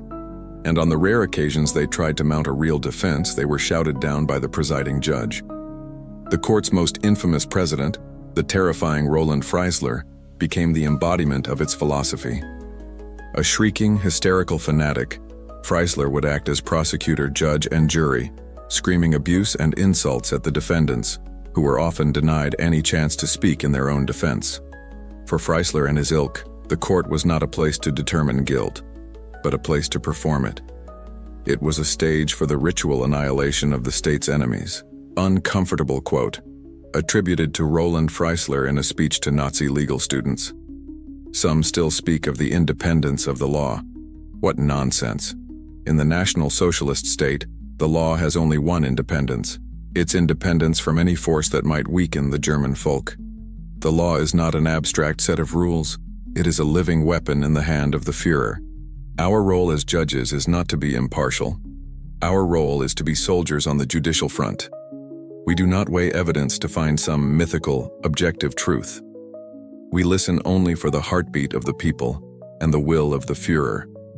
And when we hear the dissonant rhythm of treason or dissent, our duty is not to deliberate. Our duty is to exterminate. This was the soul of the People's Court. It was an instrument of political murder with a legal letterhead, where the Leipzig trial, for all its flaws, still retained the outward forms of a proper legal process: cross-examinations, rules of evidence, a detailed written verdict. The People's Court dispensed with all such pretenses. Trials were often over in a matter of hours. The conviction rate was over 90%. Appeals were almost entirely forbidden. A death sentence handed down by the Volksgerichtshof was final, and the executions were often carried out by guillotine or hanging within a day. The long-term consequence of this judicial revenge was the creation of a perfect, closed loop of state terror. The Gestapo could arrest anyone for any reason, and the People's Court would provide the legal justification for their execution. It was this court that would later send Sophie Scholl and the members of the White Rose Resistance to their deaths. It was this court that would condemn the conspirators of the 20th July plot to kill Hitler. It became the most feared legal institution in the Third Reich, a place where law had been completely and utterly consumed by politics. The Leipzig judges had tried to preserve the honor of their profession. Hitler's revenge was to create a new profession for which honor was not a prerequisite, only blind, murderous loyalty. While this new machinery of death was being constructed, the original pieces of the Reichstag Fire puzzle were being quietly removed from the board. The acquitted communists were in Gestapo prisons, and the one man convicted at Leipzig was waiting for his fate to be sealed. While Hitler plotted his revenge against the judiciary, and the acquitted communists languished in Gestapo cells, the grim, final chapter of the Leipzig trial was set in motion. The one man convicted, the centerpiece of the entire affair, Marinus van der Lubbe, was now a dead man walking. His fate was sealed, not merely by the court's verdict but by the political necessity of silencing him forever. The swiftness and legal monstrosity of his execution reveal a dark truth. It wasn't just about punishing a convicted arsonist. It was about permanently burying any inconvenient truths he might have revealed, ensuring the state's designated scapegoat could never speak again. Van der Lubbe spent his final weeks in a Leipzig prison, the same pathetic, almost spectral figure he had been throughout the trial. Observers noted his continued passivity, his disheveled appearance, and his mumbled, incoherent responses.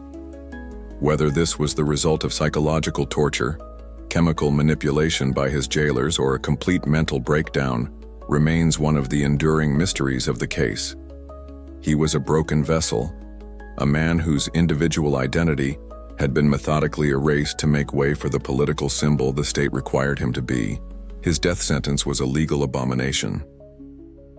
At the time of the Reichstag Fire on February 27, 1933, the German legal code for arson did not carry the death penalty. To remedy this inconvenient fact, the Nazi government had inserted a clause into the Reichstag Fire decree, passed the day after the fire, which made arson of public buildings a capital offense. They then applied this new law retroactively to van der Lubbe. This is a flagrant violation of one of the most fundamental principles of Western jurisprudence: nulla pena sine lege, or no penalty without a law. You cannot punish someone for a crime under a law that did not exist when the crime was committed. It is the bedrock principle that separates a nation of laws from the arbitrary rule of tyrants. The Nazi regime, in its eagerness to see van der Lubbe dead, trampled this principle without a second thought. On January 10, 1934, just 3 days before his 25th birthday, Marinus van der Lubbe was led from his cell into the courtyard of the Leipzig prison. There he was executed by guillotine. The process was swift, bureaucratic, and final. The man who had, in his own confused way, tried to spark a revolution was now just a body to be disposed of, a final, messy piece of paperwork for the burgeoning totalitarian state. Uncomfortable quote, attributed to a Leipzig prison guard in a post-war debriefing. I saw him in his last days. He wasn't a monster. He looked like a lost boy. He barely spoke, but when he did, it was always the same thing, just a whisper. Alone. I did it alone. It was strange. We all saw the papers, heard the radio. He was supposed to be this great red devil. But the man we led to the fallbeal, the guillotine, he was just empty. It felt less like an execution and more like putting down a sick animal. My superior told us not to talk about it. He said, "The case is closed. The man is gone. The story is over." It felt like they were in a great hurry to be done with him, to just have him gone. This guard's reflection hits upon the central, cynical truth. Why the rush? Why the retroactive law? Because Marinus van der Lubbe, alive, was a liability. He was the one, indispensable witness. And witnesses are unpredictable. He had been a perfect pawn, his insistence on acting alone providing a useful, if partial, confession. But what if, years later, his memory cleared? What if he recalled seeing other men in the shadows of the Reichstag, men in brown uniforms perhaps? What if he remembered the smell of gasoline when he himself had only carried firelighters? As long as he was alive, there was a microscopic but unacceptable risk that he could contradict the official story. His death was the ultimate redaction.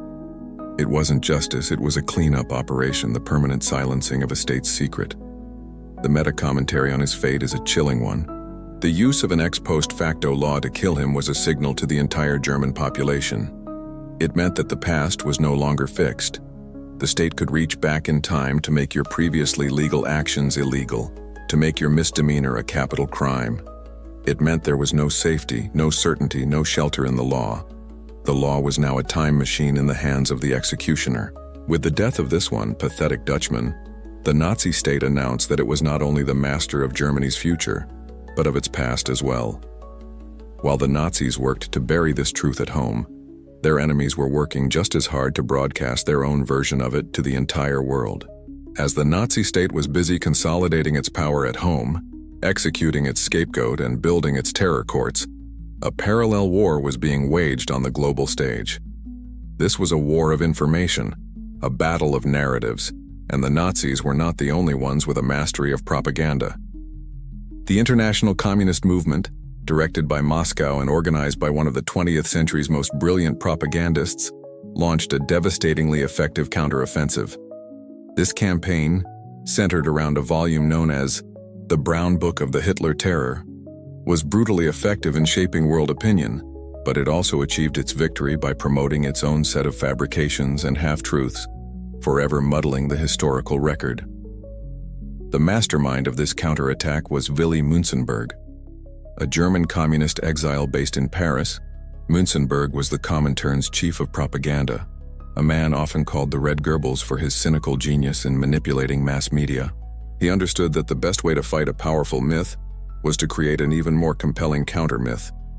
He assembled a team of exiled writers and intellectuals, and in the summer of 1933, they produced the Brown Book. It was an immediate international sensation. Published months before the Leipzig trial even began, it was a preemptive strike designed to frame the entire event as a criminal conspiracy. The Brown Book was a powerful and persuasive document. It was the first mainstream publication to lay out, in convincing detail, the entire Nazi false flag theory. It named names. It declared Hermann Göring the architect of the plot. It identified the Berlin SA leader Karl Ernst as the commander of the arson squad. It popularized the story of the underground tunnel connecting Göring's palace to the Reichstag. It was filled with eyewitness accounts, reproductions of documents and photographs that seemed to offer irrefutable proof of a Nazi conspiracy. It was this book that provided Georgy Dimitrov with much of the ammunition he would later use to humiliate Göring in the Leipzig courtroom. The book armed the global anti-fascist movement with a coherent, detailed, and damning narrative. But here is the uncomfortable secret. The Brown Book was itself a masterpiece of disinformation. While its central accusation, that the Nazis were the true arsonists, was likely correct, the evidence it presented was a toxic cocktail of fact and fiction. Münzenberg's team operated on the principle that the ends justified the means. They included genuine testimony alongside affidavits from known perjurers. They presented forged documents as authentic. They invented details to make the story more dramatic and ideologically pure. The book was not an objective investigation. It was a weapon, crafted with the same disregard for objective truth as Goebbels' own productions. Uncomfortable quote, attributed to Willy Münzenberg in a directive to his propaganda unit. Our task is not to be historians. Objective truth is a bourgeois luxury we cannot afford when fighting for the soul of the world. Goebbels creates a reality based on fear of us. We must create a counter-reality based on hatred of him. We will take the core truth, that they are murderous gangsters, and we will build a fortress of evidence around it. If some of that evidence must be manufactured to make the fortress stronger, so be it. We are not writing a legal brief to be debated. We are telling a story that will move millions to action. Our truth is the one that serves the revolution. Find me heroes, find me villains, and if you cannot find them, create them. This cynical approach was incredibly successful. The Brown Book was translated into over 20 languages and sold hundreds of thousands of copies. It set the terms of the debate. The Nazis were so rattled by its impact that they were forced to publish their own white book in response, a rare admission that they had lost control of the international narrative. Münzenberg even staged a counter-trial in London, a public tribunal of lawyers and intellectuals that examined the evidence from the Brown Book and declared the Nazis guilty in absentia, a massive publicity coup. The long-term consequence of this propaganda war is that the truth of the Reichstag fire became trapped between two powerful, competing lies. On one side was the Nazi myth of a communist revolution. On the other was the Comintern's counter-myth, a story that, while closer to the truth, was deliberately polluted with its own fabrications. For decades, historians would struggle to disentangle the real evidence from the propaganda that encased it. The battle between Goebbels and Münzenberg was not a battle for truth, but a battle for control of the public mind. And in that kind of war, the first casualty is always clarity. While the communists fought with books and public tribunals, the Nazis were preparing to silence the loose ends of their own conspiracy in a much more direct and permanent fashion. They would use not ink, but blood. The propaganda war between the Nazis and the Comintern was a war of words and narratives. But for Adolf Hitler, some problems could not be solved with propaganda. Some liabilities could not be spun. They had to be eliminated. By the summer of 1934, the SA, the thuggish brown-shirted army that had carried the Nazis to power, had become just such a liability. Its leader, Ernst Röhm, spoke openly of a second revolution to sweep away the old conservative elites. The SA's street-brawling nature was an embarrassment to Hitler as he tried to court the German military and big business. But there was another darker reason why the SA's leadership had to go. The Night of the Long Knives, the bloody purge of June 30th, 1934, was not just about crushing the SA's political power. It was a brutally efficient operation to erase the living witnesses to the Reichstag Fire, a bloody purge of inconvenient figures who knew too much. The official story, dutifully reported by Goebbels' press, was that Hitler had acted decisively to crush a treasonous plot by Röhm and the SA. It was presented as a necessary act of national defense. This was a lie. The Röhm Putsch was a fiction, a conspiracy fabricated by Heinrich Himmler and Reinhard Heydrich of the SS, who saw the SA as their rivals. They fed Hitler a steady diet of manufactured evidence until he was convinced that his oldest comrade had to be murdered. But woven into this larger political purge was a secondary, secret objective: to permanently silence the men who had allegedly set the Reichstag on fire. For over a year, the SA leaders in Berlin had been a ticking time bomb. Men like Karl Ernst and Edmund Heines were arrogant, violent, and prone to boasting in their cups. They knew the truth of what had happened on February 27, 1933, and in a regime built on secrets and lies, that knowledge made them dangerous.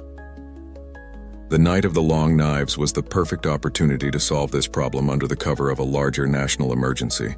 On June 30th, the SS struck with pitiless precision. Hitler personally flew to Bavaria to oversee the arrest of Röhm and Heines. Edmund Heines, the man implicated in the fire conspiracy, was dragged from a hotel bed and shot on the spot. All across Germany, SS death squads, working from meticulously prepared lists, rounded up their targets. In Berlin, the primary target was Karl Ernst, the 30-year-old SA commander, the man the Brown Book had named as the leader of the arson squad, was arrested while on his honeymoon. He reportedly thought his arrest was a prank by his comrades. He was flown to Berlin's Lichterfelde barracks, the headquarters of Hitler's personal SS bodyguard unit, and executed by firing squad. According to some accounts, his last words were a confused Heil Hitler, the dying cry of a man who never understood that his ultimate crime was not disloyalty, but the fact that he had been too loyal and had followed one order too many. The killers were methodical, their logic cold and absolute. The secret of the Reichstag fire had to be kept, and the best way to keep a secret is to kill everyone who shares it. Uncomfortable quote, attributed to SS Gruppenführer Reinhard Heydrich in a briefing to an SS execution squad leader. The primary targets are, of course, the Röhm faction as per the Führer's directive, but there is a secondary objective of equal importance. The list contains several names from the Berlin SA, Ernst and his inner circle. These men are to be considered special handling. There are to be no arrests, no trials. The resolution must be immediate and final. This is a matter of state security dating back to February of last year. Consider it a house cleaning. The Führer requires that all accounts from that period be permanently closed. See that it is done without any unnecessary discussion. The dead, after all, are famously discreet. This was the terrifying reality of the purge. It was a political consolidation and a criminal cover-up rolled into one bloody weekend. Hundreds of people were murdered. The SA was decapitated, its power broken forever. In its place rose the SS, the cold bureaucratic machine of terror that would go on to orchestrate the Holocaust. The meta-commentary here is on the absolute nature of Hitler's tyranny. The purge demonstrated, in the most brutal way imaginable, that no one was safe. The very men who had been the vanguard of his movement, who had fought for him in the streets and allegedly set the fire that gave him dictatorial power, were murdered without a second thought, the moment they became inconvenient. Loyalty was not a shield. Past service was not a defense. The only thing that mattered was Hitler's power and the security of his secrets. With the executions of Ernst Heines and scores of their subordinate stormtroopers, the Nazis believed they had permanently buried the truth of the Reichstag fire. The scapegoat, von der Lubbe, was dead. The alleged perpetrators were dead. The case, they believed, was closed. They were wrong. The story had a way of surviving its own executioners, and after 12 years of darkness, new voices would begin to speak from the ruins of the Reich. The Nazi leadership believed they had buried the truth of the Reichstag fire under a mountain of propaganda and the corpses of their own stormtroopers. For 12 years, their lie was the only legally permissible reality within the borders of the Reich. But in 1945, their world burned down around them, and in the ruins, the ghosts of their original sin began to speak.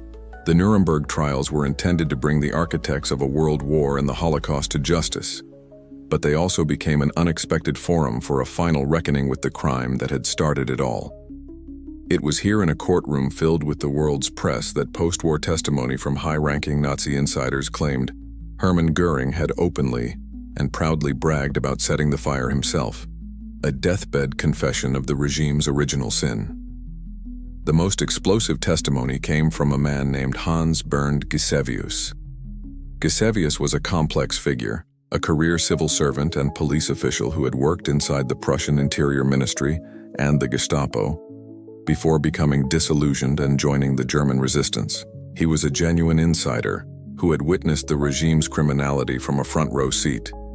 At Nuremberg, he was called as a witness for the prosecution, and there, sitting in the defendant's dock, was his former boss, the architect of the Gestapo, the man who had screamed and raged at Leipzig, Hermann Göring.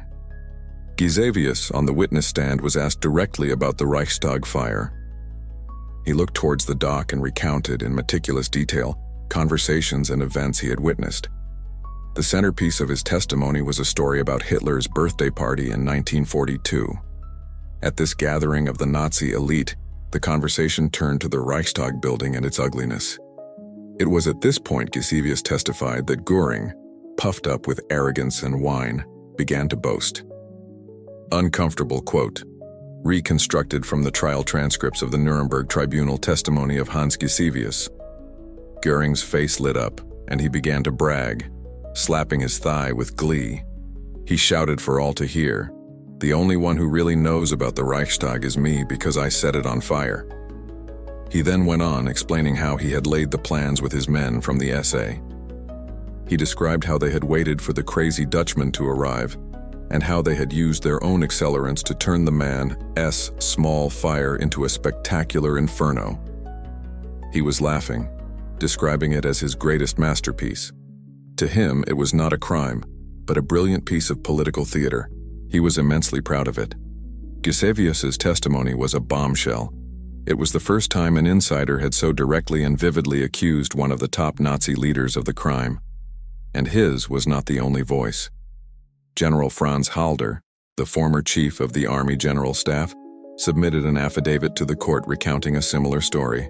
Halder stated that at a luncheon in 1943, Göring had also boasted about his role in the fire, again claiming full credit for the operation. Two separate high-ranking sources were now telling the same story. Göring was the arsonist, and he was proud of it. In the courtroom, Göring reacted with predictable theatrical fury. He denied everything, dismissing Gisevius as a traitor and a liar. But the damage was done. The image of the second most powerful man in the Third Reich, drunkenly bragging to his cronies about the false flag operation that gave them their power, was an indelible one. It fit perfectly with the arrogant, bullying persona he had displayed at Leipzig. It was the missing piece of the puzzle, the confession that tied all the threads of the conspiracy together. The meta-commentary here is on the profound impact of this survivor's testimony. For nearly 2 decades after the war, the Gisevius and Halder accounts were accepted almost as gospel. They became the foundation of the dominant historical narrative. The Nazis, led by Göring, had planned and executed the fire as a deliberate plot to seize power. It confirmed what the Brown Book had alleged and what Dimitrov had shouted from the dock. The question, it seemed, was finally settled. The official story of the post-war world was that the Nazis were guilty. But history is never so simple. The testimony from the Nuremberg trials, as powerful as it was not without its problems. Men like Gisevius were in a desperate position, trying to distance themselves from the regime's worst crimes and settle old scores. Was his testimony the unvarnished truth, or a calculated performance to save his own skin and destroy his old nemesis Göring? This very question, the question of the reliability of the confession, would open a new and even more bitter front in the war over the Reichstag fire. The case was not closed. It had simply moved from the courtroom to the university library, where a new generation of historians was about to tear it all apart again. For more than a decade after the Nuremberg trials, the case of the Reichstag Fire seemed closed. The insider testimony of men like Hans Gisevius had cemented the narrative. Göring and his SA stormtroopers were the guilty party. It was a neat, satisfying conclusion that affirmed the premeditated, gangster-like criminality of the Nazi regime from its very first month in power. But history is a restless discipline. And in 1959, a German civil servant and amateur historian named Fritz Tobias detonated a historical bombshell that blew the case wide open again, igniting a bitter and deeply personal feud that came to be known as the Historians' War. The post-war consensus shattered, with the revised lone arsonist theory clashing fiercely with the established evidence of a more complex, Nazi-assisted plot. Tobias was not a professional academic, but he had gained access to the original voluminous Gestapo and court files from the 1933 investigation. After years of meticulous, if obsessive, research, he began publishing his findings in a series of sensational articles in the West German magazine Der Spiegel. His conclusion was a direct assault on the prevailing wisdom. Marinus van der Lubbe, he argued, had acted completely alone. The Tobias thesis systematically dismantled the pillars of the Nazi conspiracy theory. He argued that the communist propaganda of the Brown Book was a collection of cynical lies. He dismissed the Nuremberg testimony of Gisevius and Halder as self-serving perjury from men trying to save their own necks. He claimed the famous tunnel was a myth, and that a forensic analysis of the original documents showed no conclusive evidence of accelerants or a second team of arsonists. His portrait of the Nazis was subtly but significantly different. They were not in this instance meticulous planners of a complex false flag operation. They were instead brilliantly ruthless opportunists. The fire, according to Tobias, was a gift from the gods that fell into their laps, and they exploited it with a speed and cynicism that no one could have anticipated. Van der Lubbe was guilty, and the Nazis were guilty of everything that came after, but not of the fire itself. This thesis caused an absolute firestorm in the academic and political landscape of post-war West Germany. For some, it was a welcome, if uncomfortable, revision. It painted the Nazi leadership as slightly less diabolically omniscient, transforming their seizure of power from a meticulously planned conspiracy into a chaotic, improvised affair. But for many others, it was a dangerous act of historical revisionism that bordered on apology. A new generation of historians rose up to challenge Tobias, led by the eminent scholar Hans Mommsen. The Mommsen-Tobias debate became the public face of the Historians' War. Mommsen and his allies accused Tobias of being forensically naive and politically myopic. They argued that he took the tainted Gestapo investigation files at face value, ignoring the fact that they were created by an organization with an agenda. They pointed to the sheer physical impossibility of a single, half-blind man creating such a massive blaze so quickly. They argued that the lack of a written Führer order to burn the Reichstag meant nothing in a regime where the most sensitive orders were given verbally. For Mommsen, the overwhelming circumstantial evidence, the political logic of the situation, and the Nazis' immediate, perfectly prepared response all pointed to one inescapable conclusion: some form of official complicity. Uncomfortable quote, attributed to an anonymous elderly German history professor in a private letter circa 1965. They are fighting over the fire again. Tobias with his mountains of files and Mommsen with his appeals to context. But this is not a fight about facts. It is a fight about the German soul. Tobias offers a slightly less monstrous version of the past. A past where our leaders were merely opportunistic thugs, not meticulous demons who planned their tyranny from the first day. It is a subtly more palatable history for a nation that wishes to move on. It lessens the burden of premeditation, and that is why Tobias is so popular in some circles and so reviled in others. They are not debating what happened in 1933. They are debating what it means to be German in 1965. This was the heart of the matter. The Historians' War was as much about the politics of memory in a divided Germany as it was about the events of a single night. The feud became incredibly toxic, with accusations of academic fraud, character assassination, and political motivation hurled from both sides. It was a war that was never definitively won or lost. The long-term consequence of this bitter debate was the destruction of the simple post-Nuremberg consensus. The question of the Reichstag fire became, once again, an open and deeply contentious one. The Tobias thesis forced everyone to re-examine the evidence and to be more skeptical of the self-serving accounts from both the communist propagandists and the Nazi insiders. It introduced nuance and doubt into a story that had seemed black and white. The modern historical consensus forged in the fire of this debate now sits somewhere in the messy middle. That van der Lubbe was almost certainly there and set fires, but that he likely had help, or that the Nazis at the very least knew the attack was coming and allowed it to happen or even facilitated it. While the historians fought their battles with footnotes and archives, a new type of evidence was emerging, one that promised to cut through the noise of testimony and propaganda with the clear, cold logic of science. While historians waged their war in archives and journals, debating the nuances of testimony and the bias of documents, a different kind of investigation began to take shape. This new inquiry was not concerned with the self-serving memoirs of fallen Nazis or the carefully crafted propaganda of the Comintern.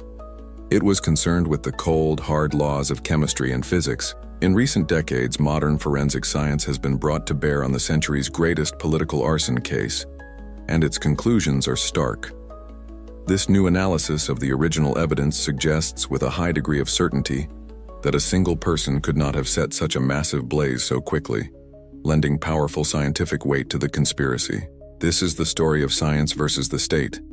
The central, intractable problem for the lone arsonist theory has always been the fire itself. Remember the testimony of the Berlin fire chief back in 1933? His professional disbelief at the sheer speed and explosive nature of the inferno? Modern science has vindicated his initial suppressed assessment. A research group in the United Kingdom, led by the forensic scientist Dr. David Crowhurst, undertook a comprehensive re-examination of the physical evidence. Using original architectural plans of the Reichstag, eyewitness reports of the fire's spread, and modern fire modeling software, they reconstructed the events of that night. Their findings were a devastating blow to the Tobias thesis. The researchers concluded that the Reichstag's main debating chamber was consumed by a massive flash fire, an almost instantaneous ignition of flammable vapors. For this to happen, a huge quantity of liquid accelerant, in the range of 50 to 100 kilograms, would have had to be spread throughout the chamber before ignition. Marinus van der Lubbe, with his shirt and pocket firelighters, could not have carried or distributed such a volume of fuel. Furthermore, the timeline is impossible. The period between the first alarm and the chamber being fully engulfed was less than 15 minutes.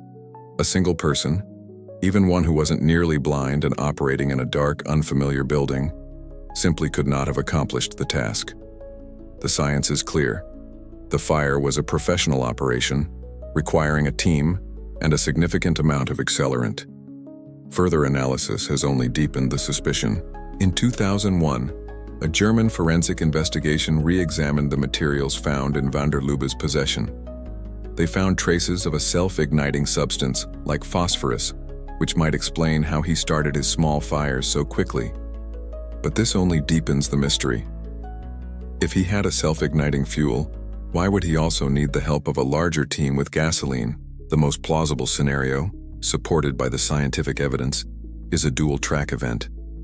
Van der Lubbe was in the building, setting his own small, amateurish fires, acting as the perfect distraction, while a professional SA team simultaneously deployed a massive amount of liquid accelerant in the main chamber to create the unstoppable inferno the plot required. Uncomfortable quote, attributed to a senior anonymous investigator with a modern federal arson task force after reviewing the 1933 case files. You want a professional opinion? The whole lone wolf theory is a joke. It's an insult to the science.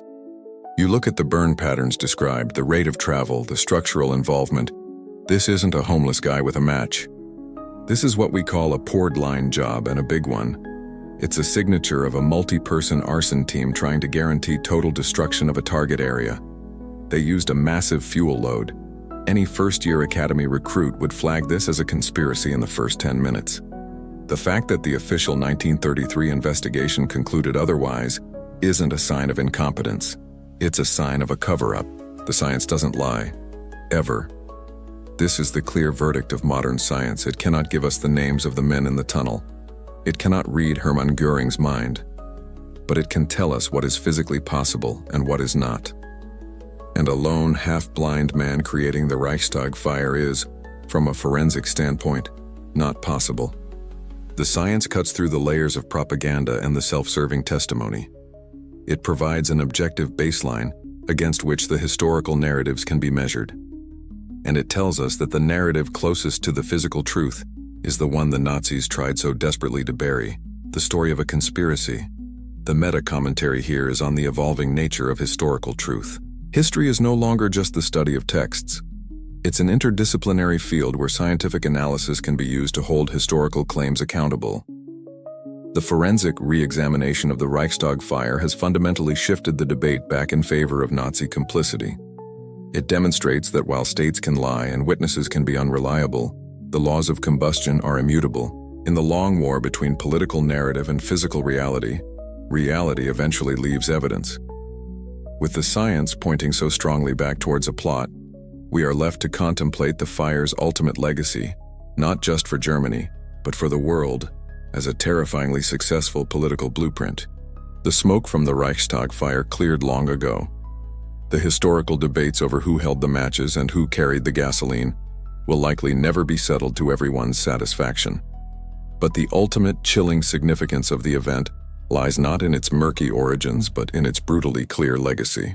The fire itself was a singular event, but the cynical political machinations that followed were not.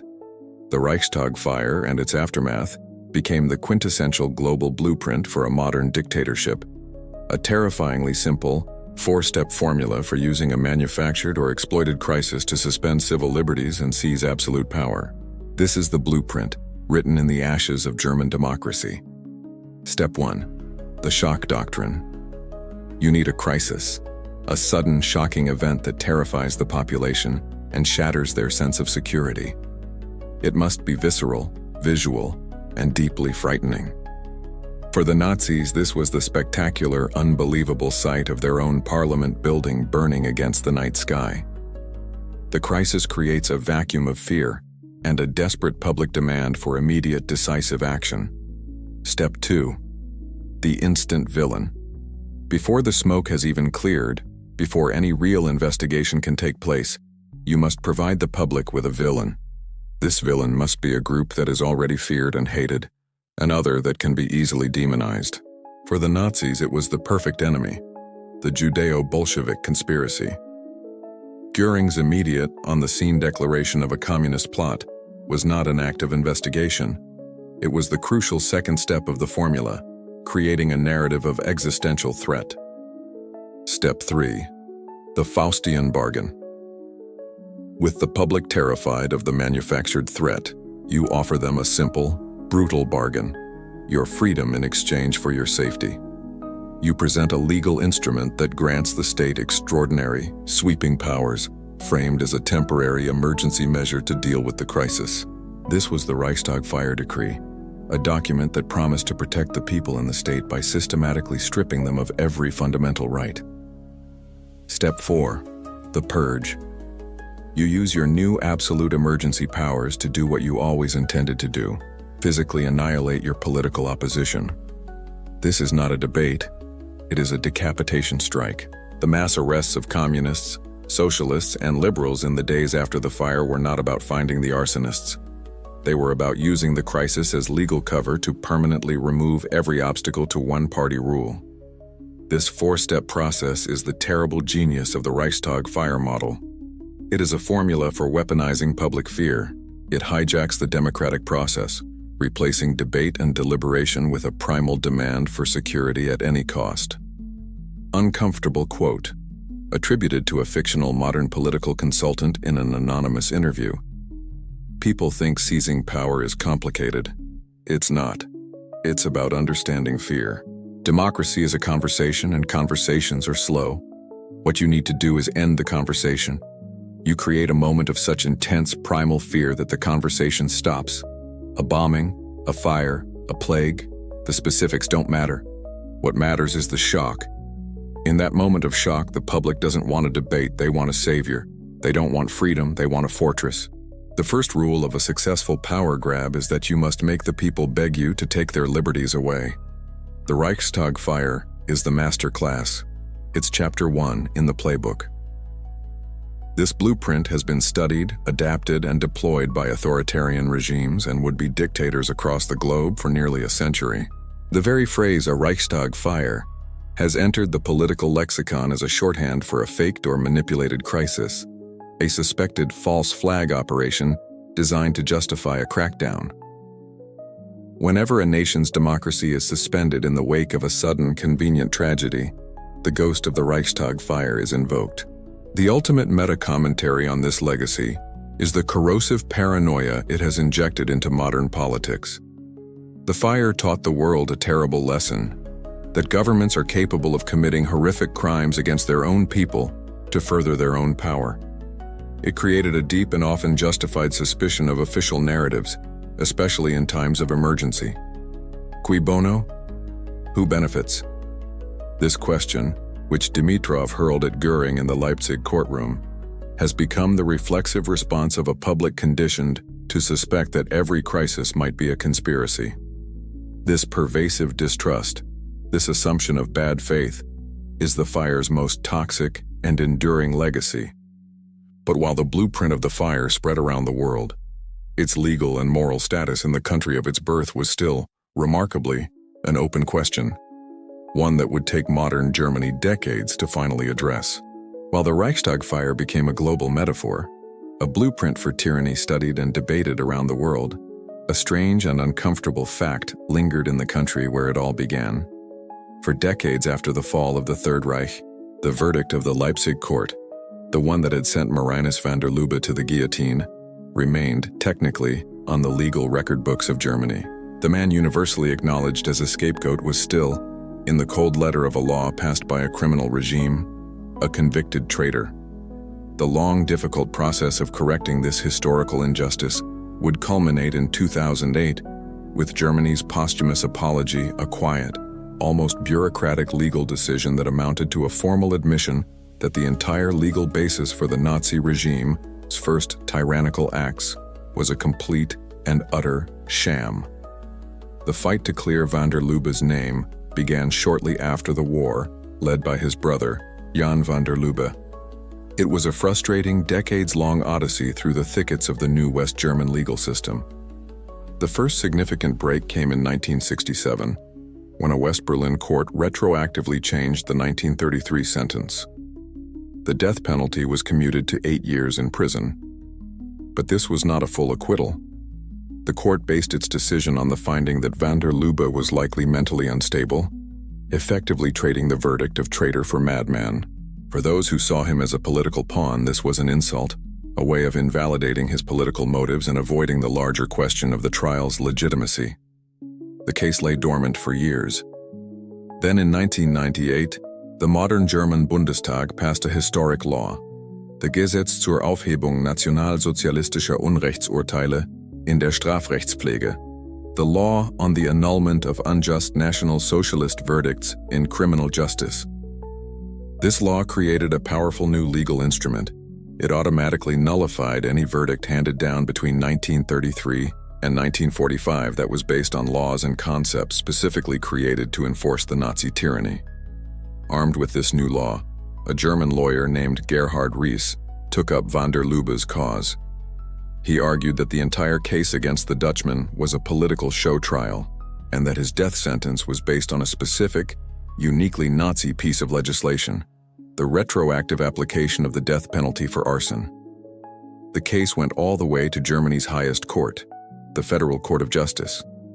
And on January 10, 2008, exactly 74 years to the day after van der Lubbe's execution, the court formally and finally vacated the verdict. Marinus van der Lubbe was officially pardoned. Uncomfortable quote, attributed to a senior prosecutor in the German Federal Prosecutor's Office in a private briefing. From a purely legal standpoint, the 2008 decision was straightforward. The 1998 Act is clear. Any conviction resting on a law that was inherently violative of fundamental justice is void. A retroactive death penalty is the textbook definition of such a law. The conviction of van der Lubbe was therefore legally unsustainable. But one must understand the historical weight of this.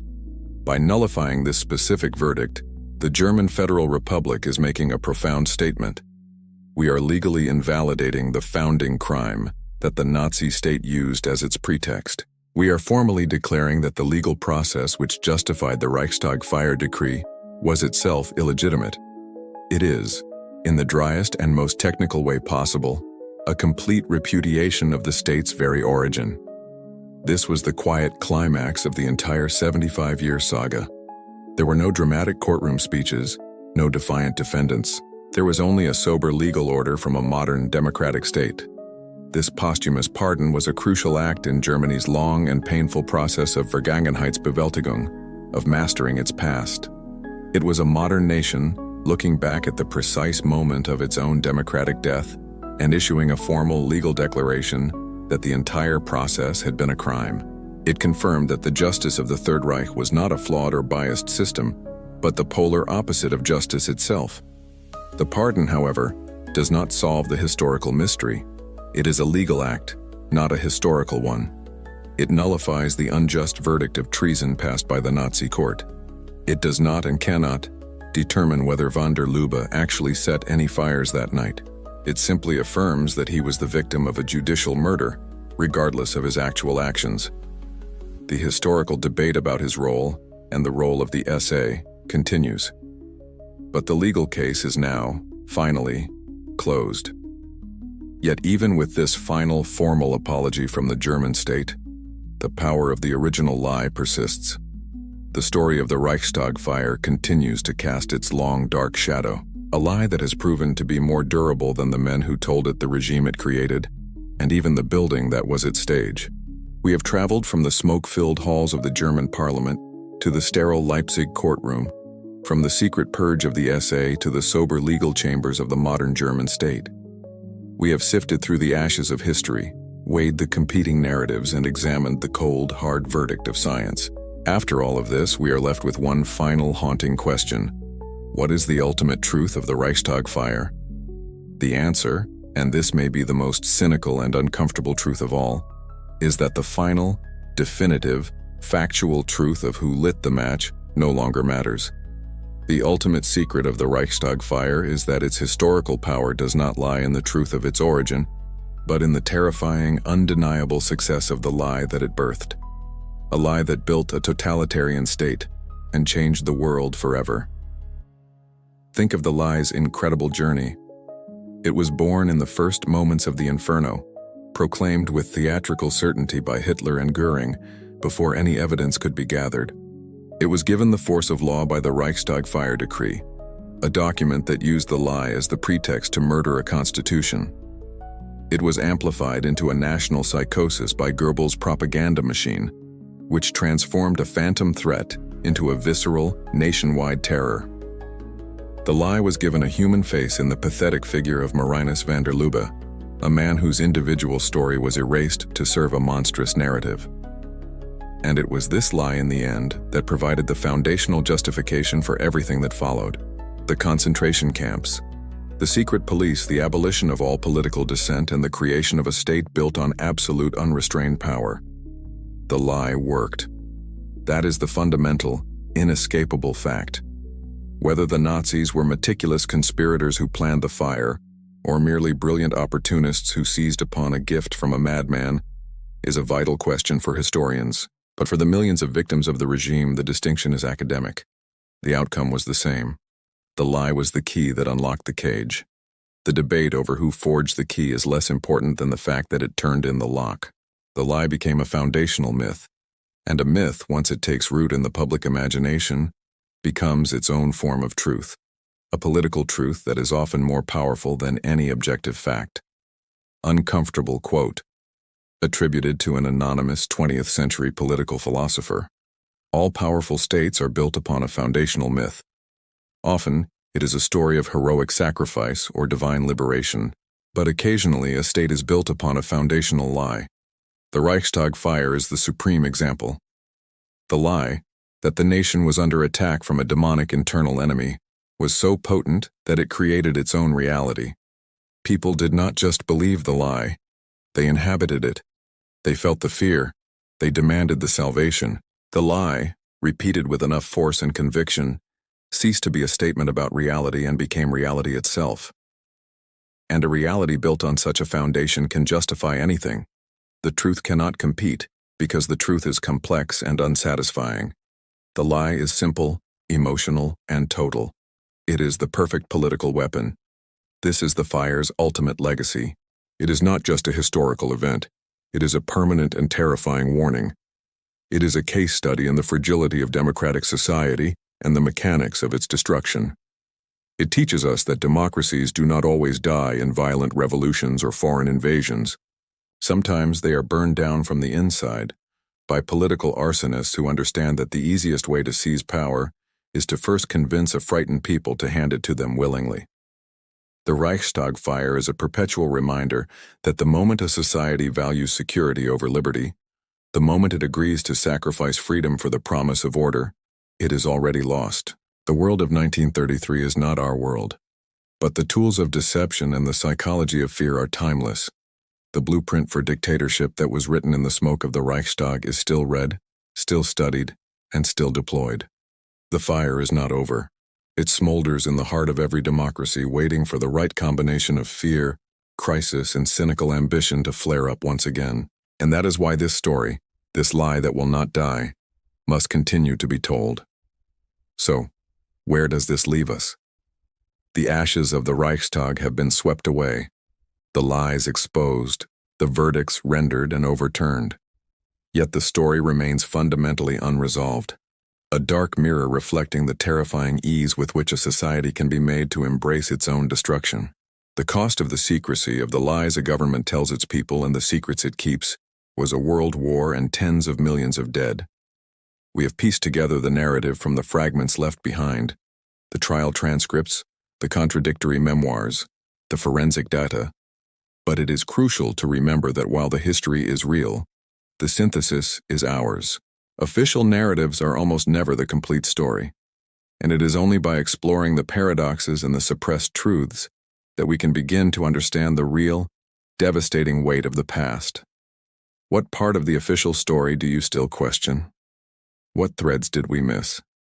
Share your research and your thoughts in the comments below. The dossier is never truly closed, and that's the truth they tried to bury. Until next time, always question the official story.